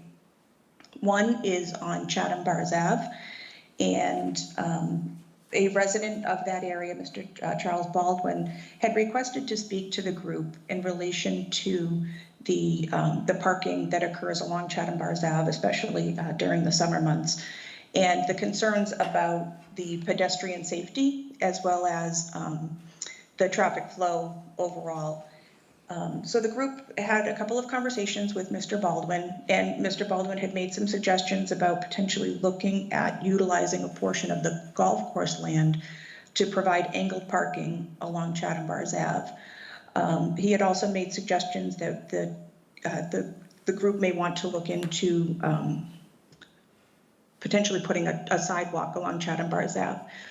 We did have Director of Public Works Tom Temple speak to the group specifically about the layout and where and the challenges that could be faced with looking at implementing a sidewalk on either side of Chatham Bars Ave.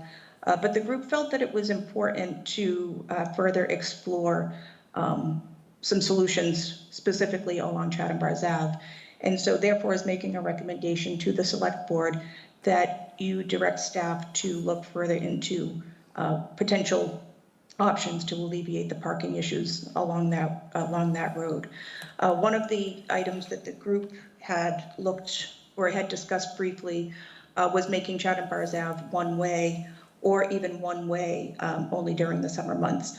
Other members of the group had concerns about deliveries to businesses along Main Street because it is a truck route that's utilized. So it is thought that further exploration of that area is needed. And I think that staff's recommendation at this point in time would be that we perhaps have a traffic and parking consultant look at that area and provide recommendations back. So that's one recommendation that's being made specifically from the group at this point in time. The other area that we wanted to talk about or wanted to bring up was the Fish Pier upper parking lot. Early on in the group's discussions, it was determined that funding had been put into the budget for a potential kiosk for the upper parking lot at the Fish Pier. And through our discussions, the board thought that would be a great spot for a pilot program for paid parking for this coming season. The funding was approved at town meeting, and subsequent to us having those discussions, it was suggested that we look at other technologies, not just a kiosk, but perhaps it was recommended to us to look at a potential QR code for parking management. So we had a discussion with a company, Mooring Info, who provides the mooring management for the town. And they talked to the group on June 10th. And the group was interested to hear more from them, but the group is also interested to hear more from other parking management companies such as Passport. So staff has reached out to Passport. We've had an initial meeting, and we expect that they would commit to make a demonstration to the Parking Solutions Working Group at an upcoming meeting. The other thing that happened at the meeting on June 10th was there were two business owners that operate their businesses out of the Fish Pier. And they spoke with the group and expressed concerns about the 1 hour paid 1 hour parking limits. And the concerns that they had over, the way their businesses have run for many years, and the fact that that would severely alter, how they operate. So the group was sensitive to the concerns that they had, and felt that it's really, it would be really important to have a larger forum to hear from not only those two business owners, but other business owners that operate out of the Fish Pier. And so the recommendation from the group right now is to have a larger forum to have further discussion on that, specifically on the upper parking lot at the Fish Pier. I think the group is in favor of implementing some sort of paid parking, but they do feel that at this late time, it's probably not, it's not likely to happen for the coming season, and that it was best that we further explore other opportunities for parking management applications or kiosks, and not just the one company that's presented to us at this point. So I'd be happy to answer any questions that you have, but we wanted to make that initial report at this point in time. Okay, well, thank you, Katie, for a great summary. I will just run down who's involved in this working group. I think it's important to know how far and wide we're casting our net here, if you will. But our liaison, obviously, is Katie Donovan, staff liaison. We have two select board representatives, myself and Dina Castro, who admirably took over on Peter Kokolis's absence. Traffic study committee reps, Dick Hunter and Joan Craig. Chamber merchants representatives, Gary Thulander, Amy Talaferri, and Mary Kavanaugh. Aunt Lydia's Cove committee representative, Doug Feeney. Downtown resident, Dee Dee Holt, and a summer resident, Mr. Mike Waters. And then we have other folks there, Chief Polina, and Deputy Chief Anderson, Tom Temple, and Bob Duncanson. And the harbor master has weighed in as well. I do have a couple comments I'd like to start with. One of which relates to the system in the upper parking lot at the Fish Pier. I think what we want to do there, is really pick the best technology that might be morphed or expanded into the rest of the town as well. Should we have expanded paid parking in other lots, not on Main Street, but on other lots in Chatham. So I think we want to kick the tires on really what is out there versus deciding that kiosk is best or Passport's best or a QR code is best. We got some feedbacks for some folks that said they really weren't that adept with QR technology, and you had to have a cell phone and you have to know what you're doing, blah, blah, blah. So I think it does behoove the town, even though there's some near-term frustrations with not having something in place for the summer, knowing that we had money available and had done some homework. But I think it behooves us to put those frustrations aside and do more due diligence with respect to what's out there for technology that can be expanded into the rest of the town at some point. That's my comment there, and I think we're being circumspect. The other comment about it, anytime we start on one of these efforts, and the parking issue is wide and deep, and it takes time to get these things done, but we do need to solicit our constituents. And I wasn't at the June 10th meeting, I was away on vacay, but we had some local business owners that weighed in, and I think we need to listen to them, but also understand where they're coming from, but what other solutions are perhaps available to business owners, so that we aren't parking all day there at the fish pier when, in fact, I think we aren't supposed to be. So I think there's other work to be done there. I think there's work to be done with respect to the technology available. Those are my comments on fish pier. And if I might, I'll just continue to Chatham Bars Ave. When we looked at Chatham Bars Ave, I was initially very ambivalent about banning parking on Barcliff. And the fire chief really swayed my opinion on, the safety concerns that he had with Barcliff and getting emergency vehicles down Barcliff. But we have equally, I think, legitimate safety concerns on Chatham Bars Ave, especially on Friday nights and on the weekends. When I see parking, you can barely get by two ways there. There's parking all along the north side of Chatham Bars Ave. There are no sidewalks, mothers, babies, carriages, people walking. It's an extremely well-traversed road, especially in the height of the season, June, July, August, September, on in. So I think the strong sentiment from the parking working group was we really kind of need to do something on Chatham Bars Ave.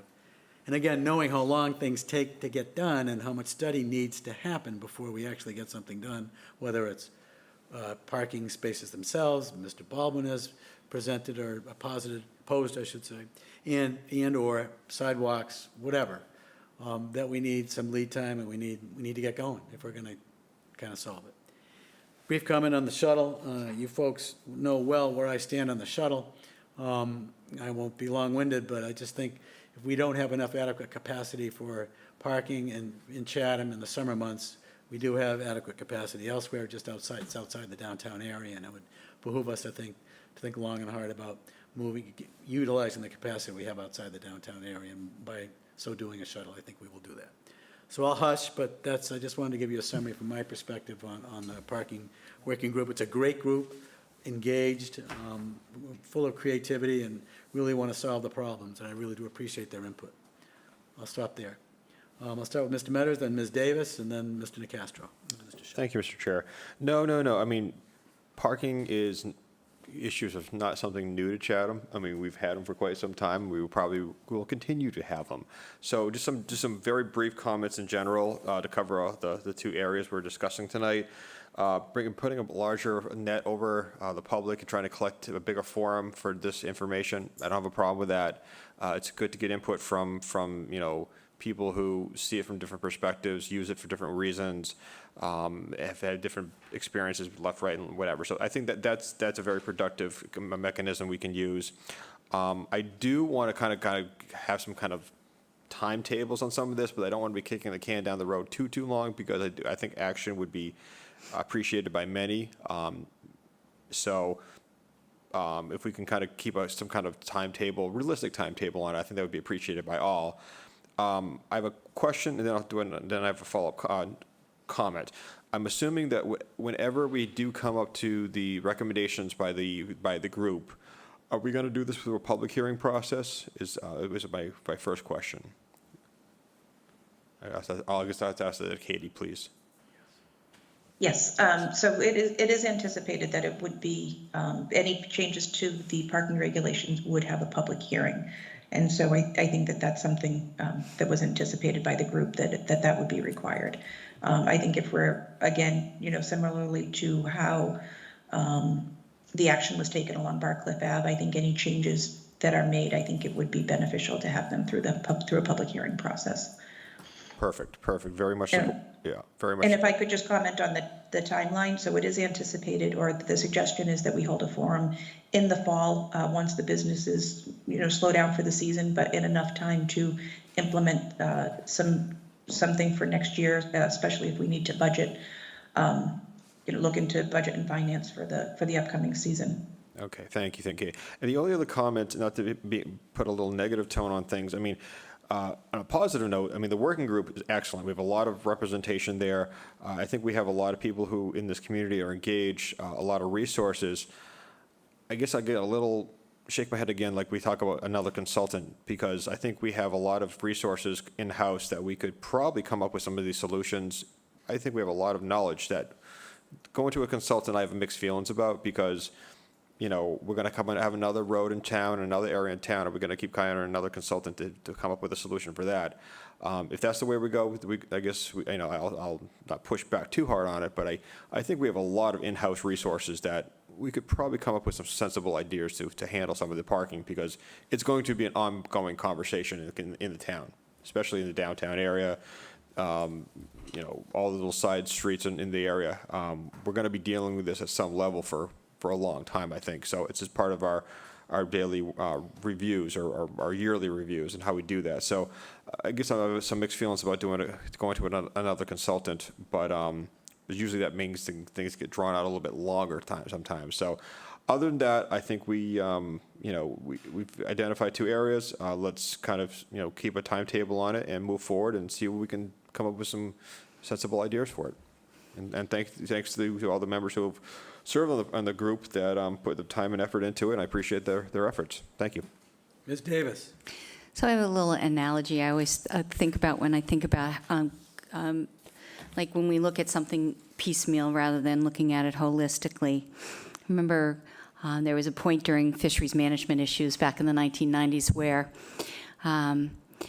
the restrictions were put on the codfish, and when they did, all those fishermen went into the squid fisheries. So everything gets moved somewhere, is what I'm saying, and the effort gets put on another area.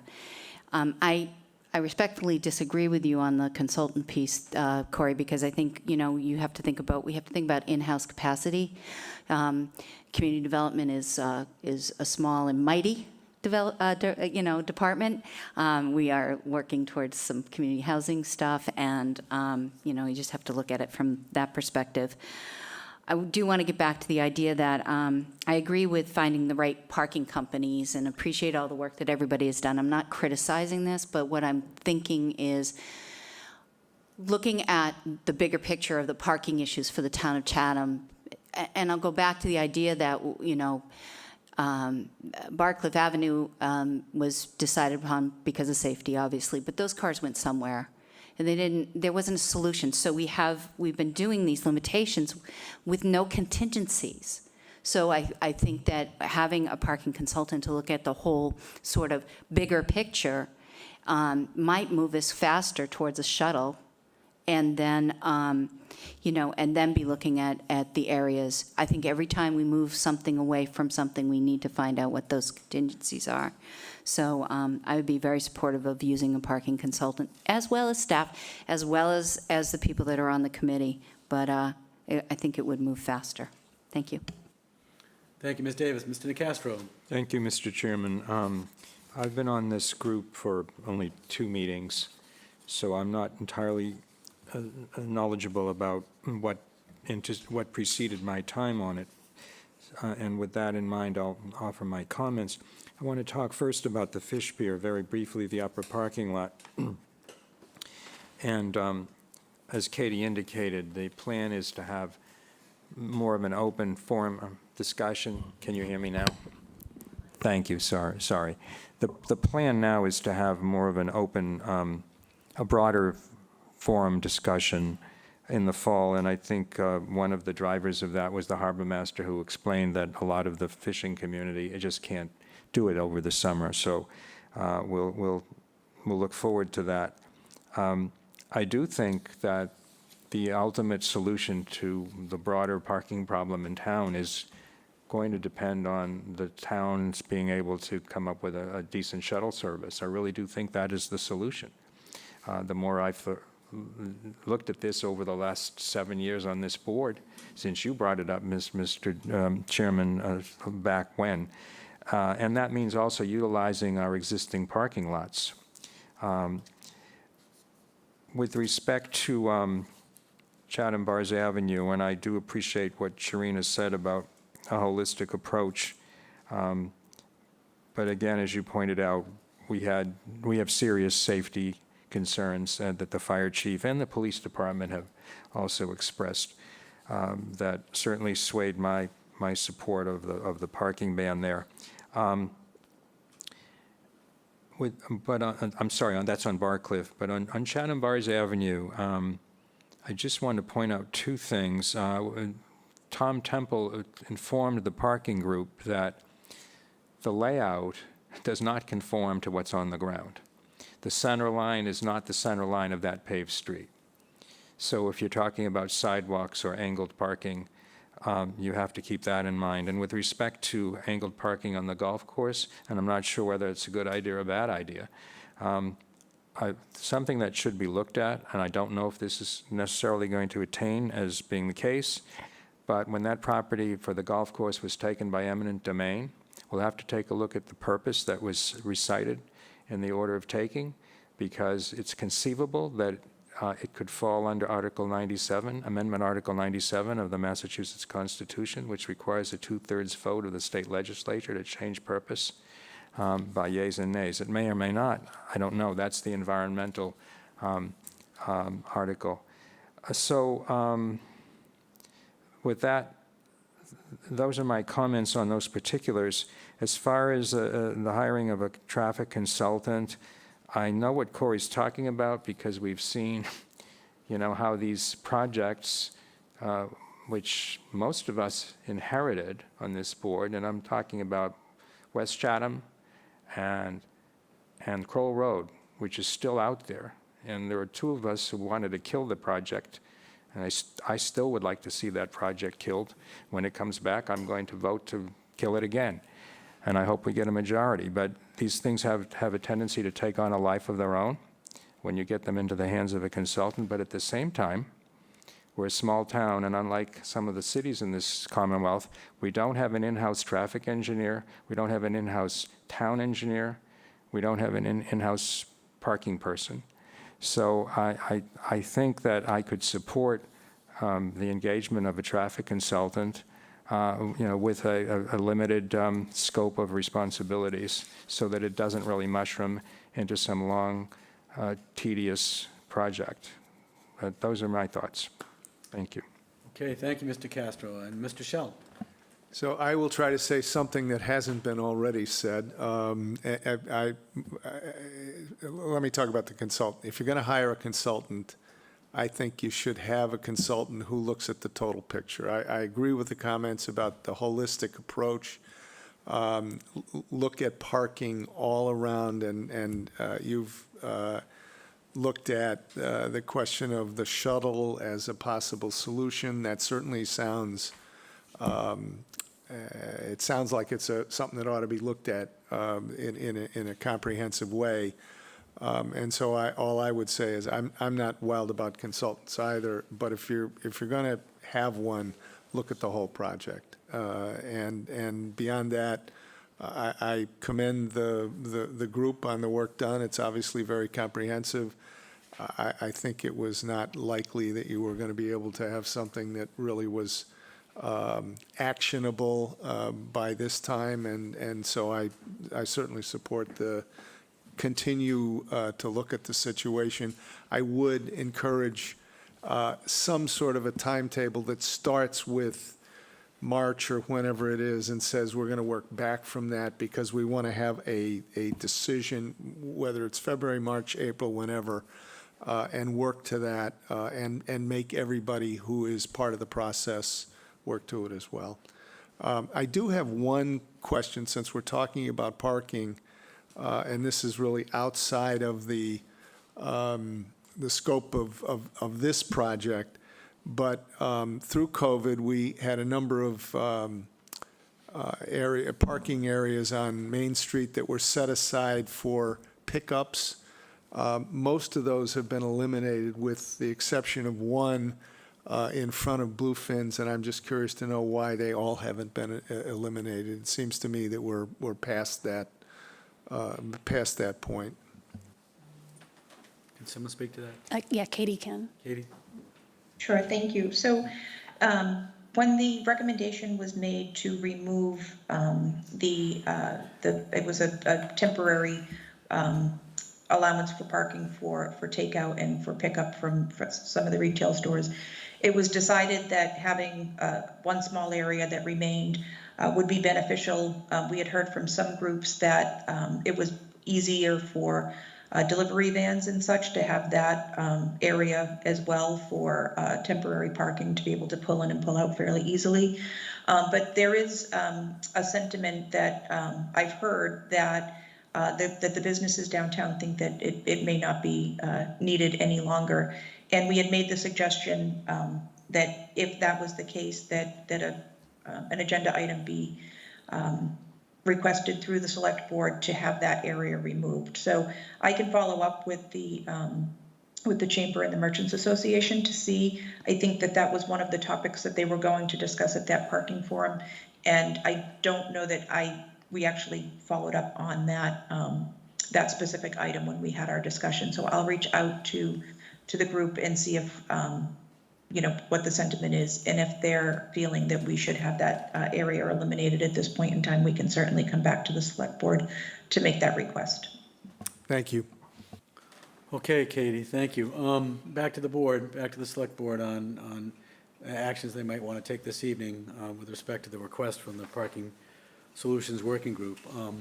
In specific, a narrow-minded consultant looking at Chatham Bars Ave and/or a larger consultant looking at a holistic picture of parking in the town of Chatham.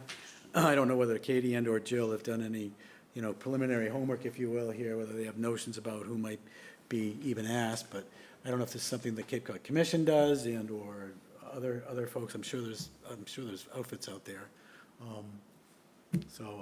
Jill and Katie, I don't, I think of the commission, but they're mostly housing and stuff and demographics, but I think they do parking or traffic.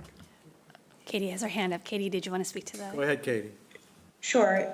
So yes, actually, we could reach out to the Cape Cod Commission to see if they have the capacity to help us with something like this. I think that the idea about looking at Chatham Bars Ave was not only to look at any of the suggestions that had been made by Mr. Baldwin, but maybe something that we're not thinking of, something from somebody, kind of looking at it from outside eyes, that would come back and provide a report or a plan that the select board could consider for implementation. And so again, the reason, looking at somebody who has, traffic and parking experience, and we didn't have anybody specific in mind, but we can certainly reach out to the commission to see if they have that capacity. But we thought that would be important, is to, to look at somebody who is specific, specifically deals with, is specifically a traffic engineer. Yeah.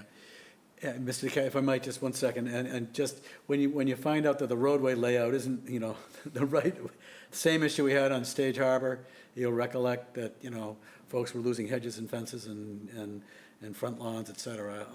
So we have to at least, if we're going to address safety on Chatham Bars Ave, to start there, we need to know what the road layout is, what bounds are or aren't, and what could possibly happen there.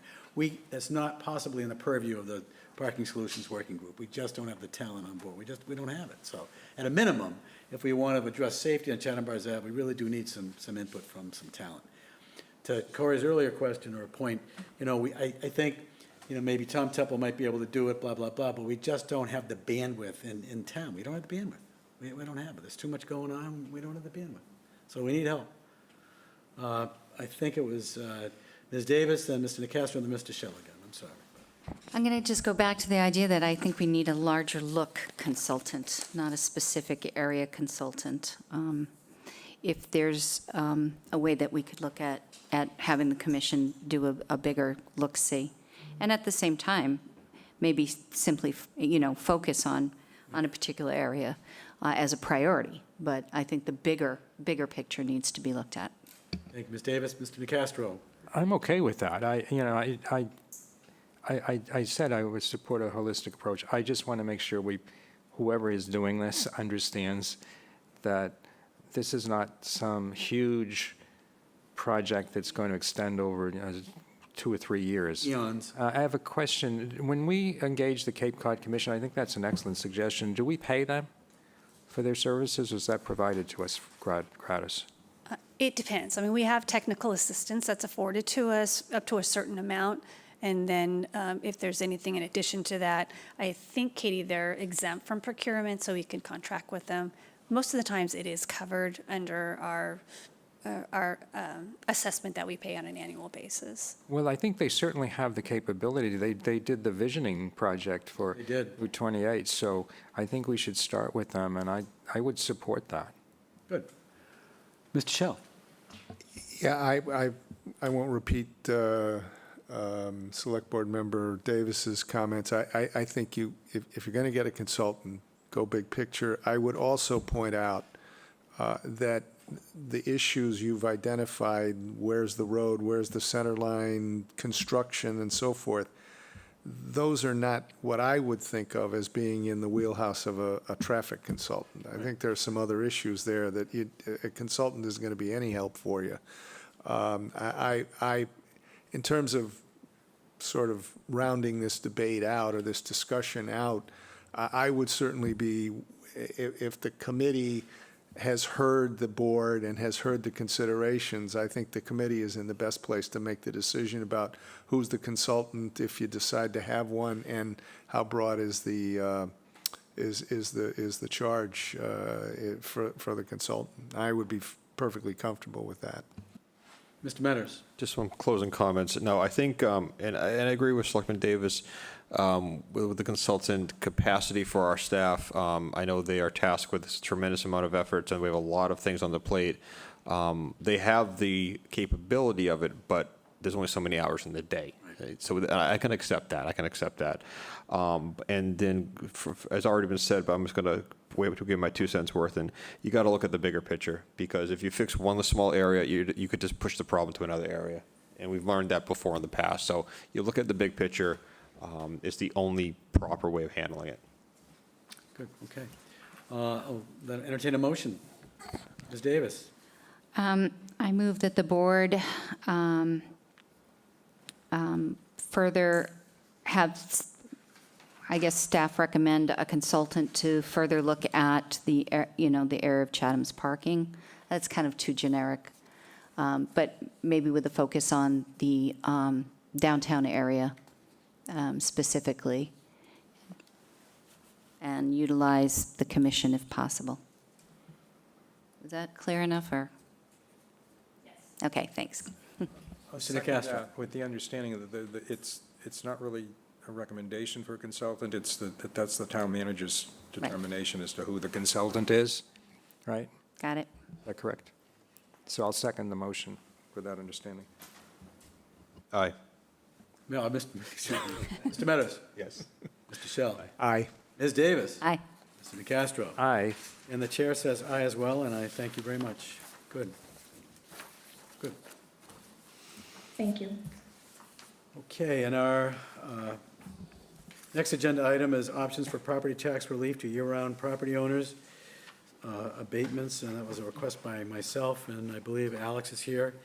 And just briefly, this isn't meant to be solutions being presented. This is setting the context for further and future conversation about what potentials we have, what's available now, and what potentials we might have going forward. I don't want to engender a whole lot of deep discussion, but I want everybody to be introduced similarly. Thank you. Is this Tax Abatement 101? Tax Abatement 101. Got it. Alex, please take it away. Rescue me, Alex. Thank you. Yes, thank you, Mr. Chairman. Thank you, board members. Yeah, in your packet tonight, I gave you the options for property tax relief to year-round property owners, which includes abatements that are available to property owners. And I want to let the public know that all this information is available on the assessor's website, and I've included that link in the agenda item report. So again, as the chairman just said, back on May 17th and previously in September of 2021, when we were talking about the tax classification hearing, Chair Dykens had requested that we have a discussion about the options for property tax relief available to year-round property owners in Chatham. So the first thing that we've listed in the agenda report are the exemptions that are available to property owners. There are two veterans exemptions, Clause 22, which is a 10% service-related disability, 10% exemption for a service-related disability, and then 22E, which is a 100% exemption for a service-related disability. We also have, there's a blind exemption for property owners 65 and older, and a senior clause 41C, which is also for property owners 65 and older, and that does have income qualifications. All of these exemptions are available on the website. You do have to apply, the property owner does have to apply for them each year, and the exemptions do change each year, so that's why we couldn't put any dollar amount into these numbers. So I'll pause right there if you have any questions on the exemptions. Again, that's Mass General Law, and each town offers those to their property owners.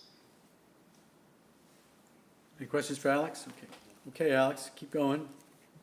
Okay, thank you. Yep. Another opportunity for property owners who qualify is Clause 41A, which is a tax deferral, and that will allow qualifying seniors to delay payment of property taxes.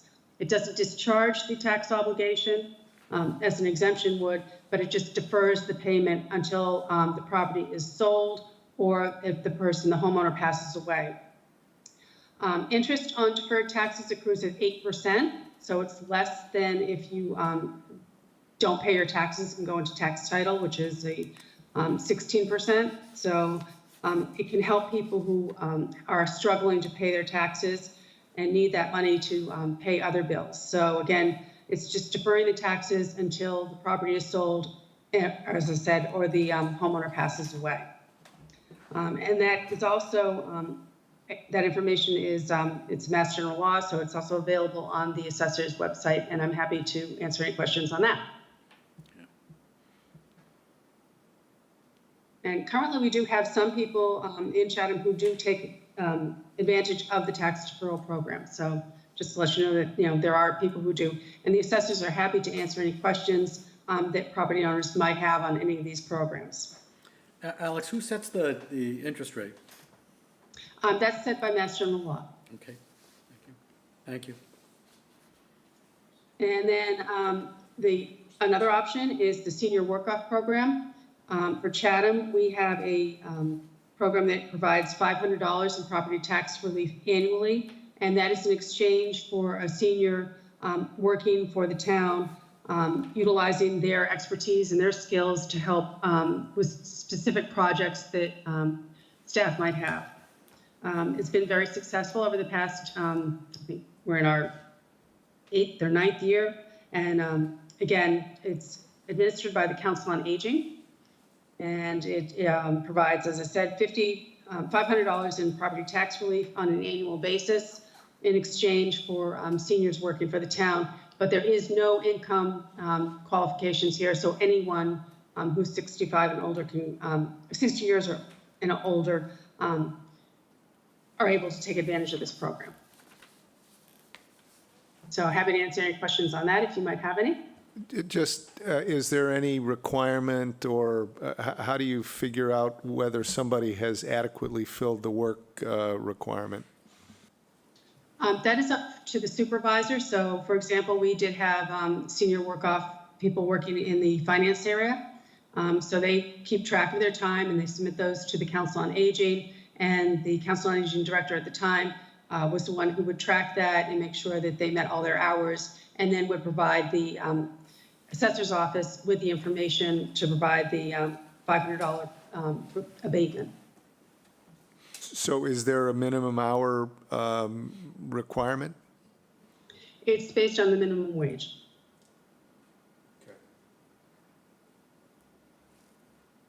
I think we're all set, Alex.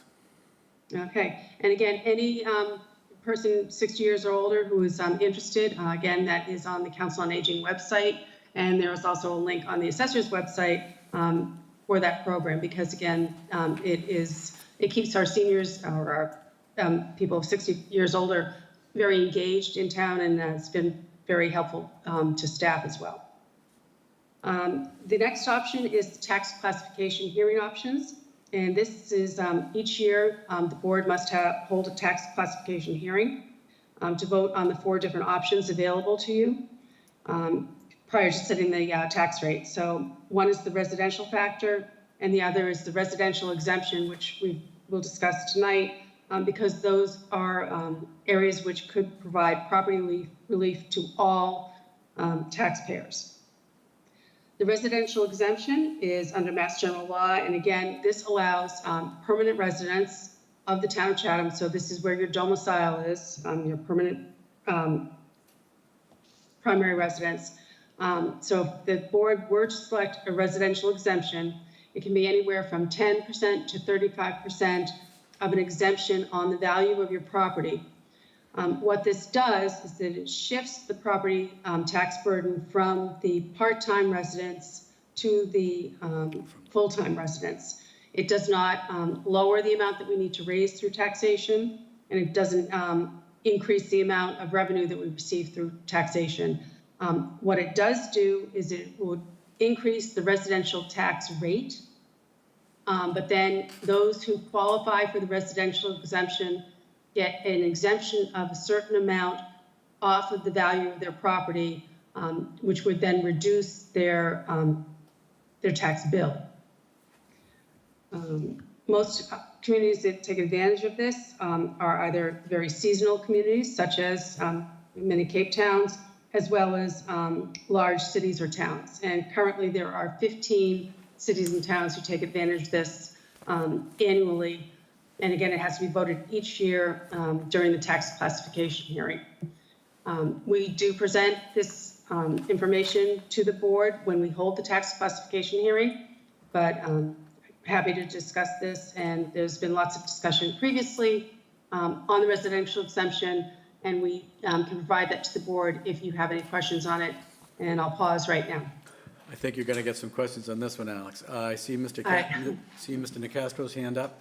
Mr. Nicastro. Thank you, Mr. Chairman. Thank you, Alex. With respect to the residential exemption, I heard some people say that implementation of that effectively imposes two different tax rates. That's not correct, right? There's just one tax rate. It's just that one group of people, namely the full-time resident, will get an exemption, will have the value of their property on which the tax rate is based reduced somewhat. Is that correct statement? It's both correct and a little misleading as well, because for the residential class, there's only one tax rate. So that is correct. There would be one tax rate for the residential class. However, for the commercial, industrial, and personal property, the CIP, the commercial industrial classes would have a different tax rate, which would be lower.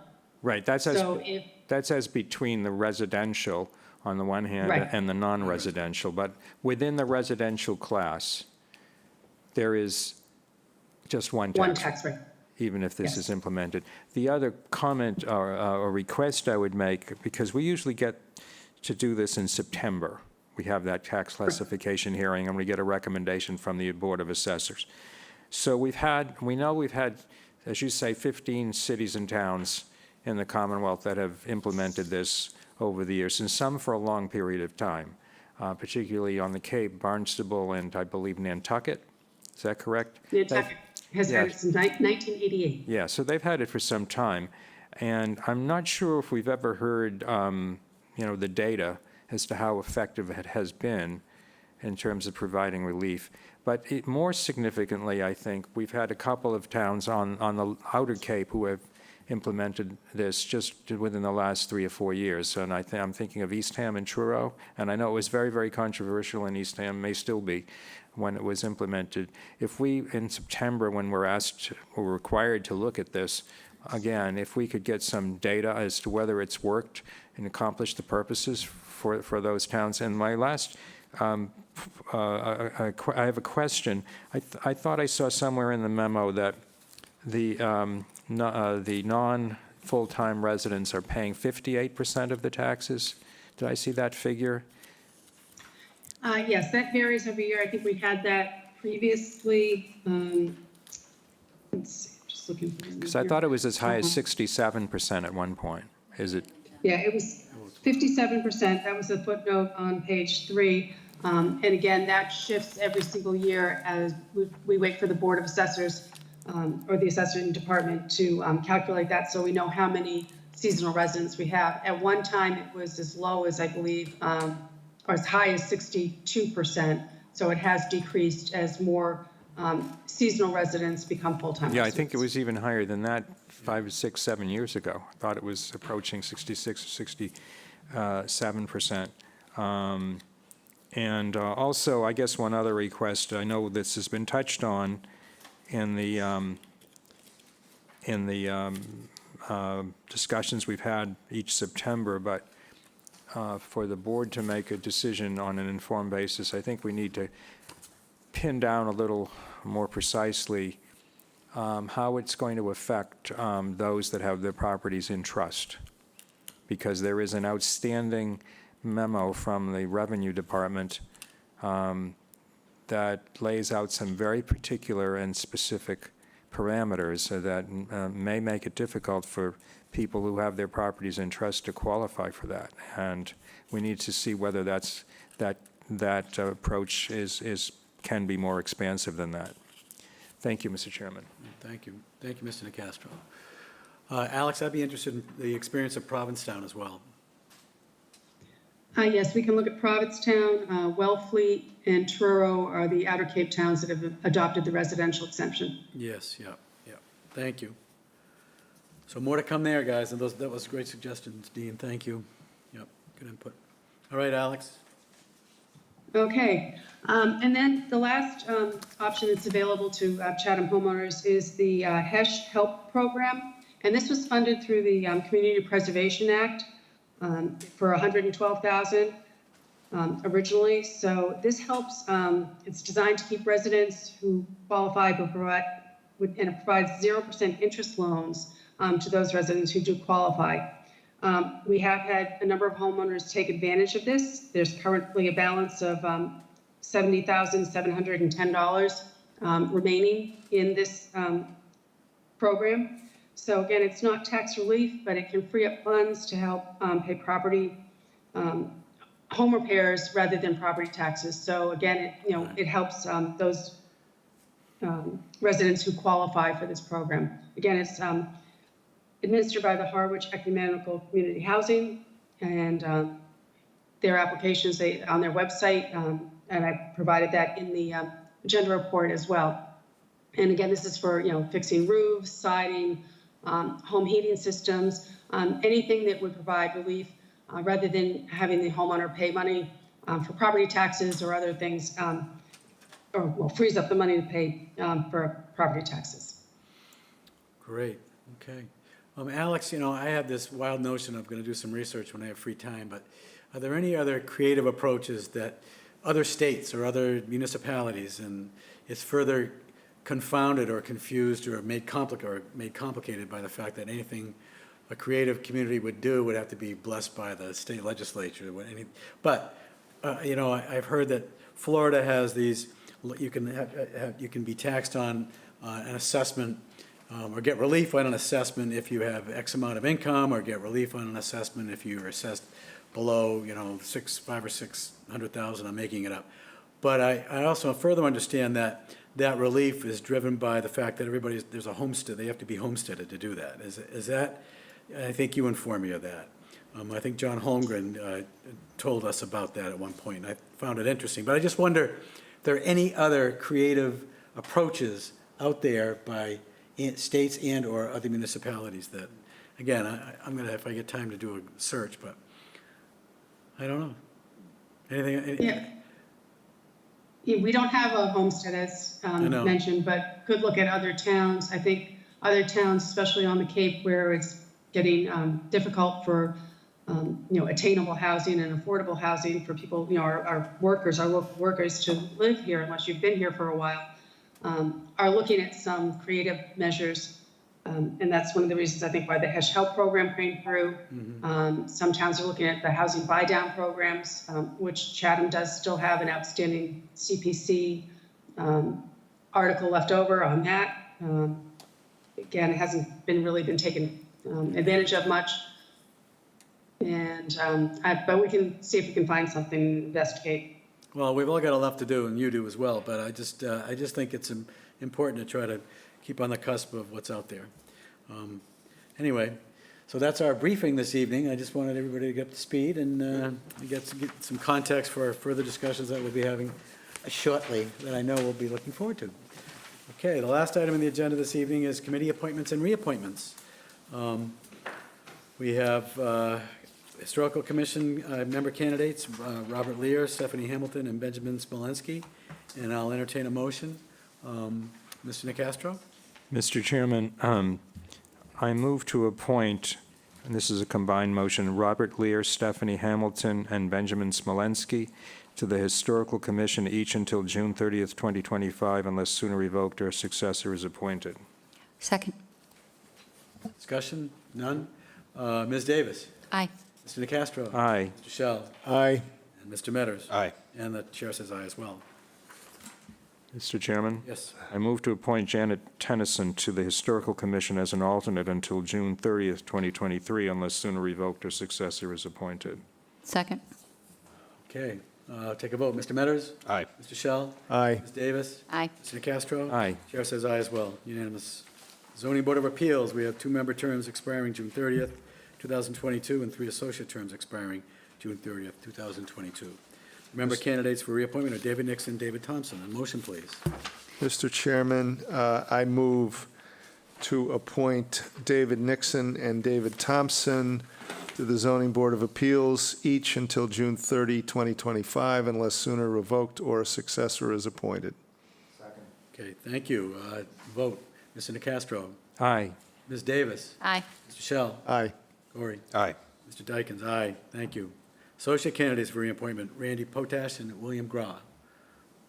Motion. Mr. Chairman, I move to appoint Randy Potash and William Grau to the Zoning Board of Appeals as associates, each until June 30, 2023, unless sooner revoked or a successor is appointed. Okay, votes. Ms. Davis? Aye. Mr. Nicastro? Aye. Mr. Shell? Aye. Mr. Metters? Aye. Mr. Dykens says aye. Historical Business District Commission, HBDC, 1-member term expiring June 30th, 22. 2 associate terms expiring June 30th, 2022. A motion, please. Mr. Chair, Yes. I move to appoint Darcy Sequin to the Historical Business District Commission until June 30th, 2025, unless sooner revoked or a successor is appointed. Second. Okay, Mr. Nicastro? Aye. Ms. Davis? Aye. Mr. Shell? Aye. Mr. Metters? Aye. Chair says aye. Motion, please, for the associate candidate. Mr. Chair, I move to appoint Stephen DeBoer to the Historical Business District Commission as an associate until June 30th, 2023, unless sooner revoked or a successor is appointed. Second. Your vote. Mr. Metters? Aye. Mr. Shell? Aye. Ms. Davis? Aye. Mr. Nicastro? Aye. Chair says aye as well. Summer Residence Advisory Committee, we have 1 incumbent term expiring June 30th, 2022. Candidate for reappointment to SRAC is Christina Dykstra-Mead. A motion, please. Mr. Chairman, I move to appoint Christina Dykstra-Mead to the Summer Residence Advisory Committee until June 30, 2025, unless sooner revoked or a successor is appointed. Second.